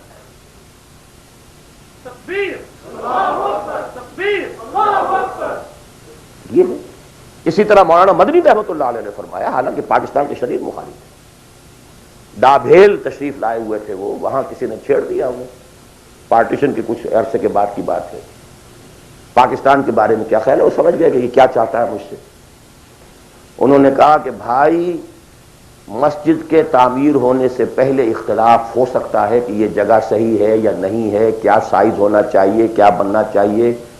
مسجد بننے کے بعد مسجد مسجد ہے، اس کی حفاظت ہر صاحب ایمان کا فرض ہے۔ ہمیں اختلاف تھا، پہلے تھا، یہ مولانا مدنی کہتے ہیں، اور یہ مولانا محمد مالک کاندھلوی، وہ بھی اب فوت ہو چکے، انہوں نے ہماری قرآن کانفرنس کے اندر یہ جب قول سنایا، میں چیخ پڑا، میں نے کہا مولانا کہاں آپ یہ چیزیں چھپا کر بیٹھے ہوئے ہیں؟ پاکستانی تو سب کے سب آج بھی گالیاں دیتے ہیں مولانا مدنی کو، آپ نے بتایا نہیں یہاں پر کہ مولانا مدنی کا تو یہ موقف تھا پاکستان بننے کے بعد، پہلے اختلاف تھا، ٹھیک ہے۔ بہرحال جہاں تک میرا معاملہ ہے، سمجھ لیجئے کہ میں اصولی اعتبار سے دنیا میں کہیں بھی یہ کام کوئی بھی ہو کرے، ٹھیک ہے، لیکن یہ کہ پرائرٹیز یہ ہو، اس کی شکل یہ ہو، یہ انگلی کٹا کے شہیدوں میں نام نہ لکھوایا جا رہا، صرف تھوڑی سی کلچرل ایکٹیویٹی اور کچھ کمیونٹی ورک اور کچھ یہ اور کچھ وہ، کچھ سوشلائزیشن، اینڈ دس از دعویٰ۔ خدا کے لیے اس دھوکے سے اپنے آپ کو نکال لیں، کریں اس ریشو پروپورشن کے ساتھ تو جہاں بھی چاہیں کریں، لیکن یہ ہے کہ میرا اپنا ایک اندازہ ہے، اور وہ یہ ہے کہ چاہے اس کا امکان ہے کہ ہمیں سخت قسم کی کوئی بیٹنگ جو ہے ہندوؤں کے ہاتھوں اور پاکستان اور انڈیا کے ہاتھوں ہو، لیکن پھر بھی بالآخر اسلام کا بول بالا اسی خطہ زمین سے ہوگا۔ اقول قول ھذا واستغفر اللہ لی ولکم ولسائر المسلمین والمسلمات۔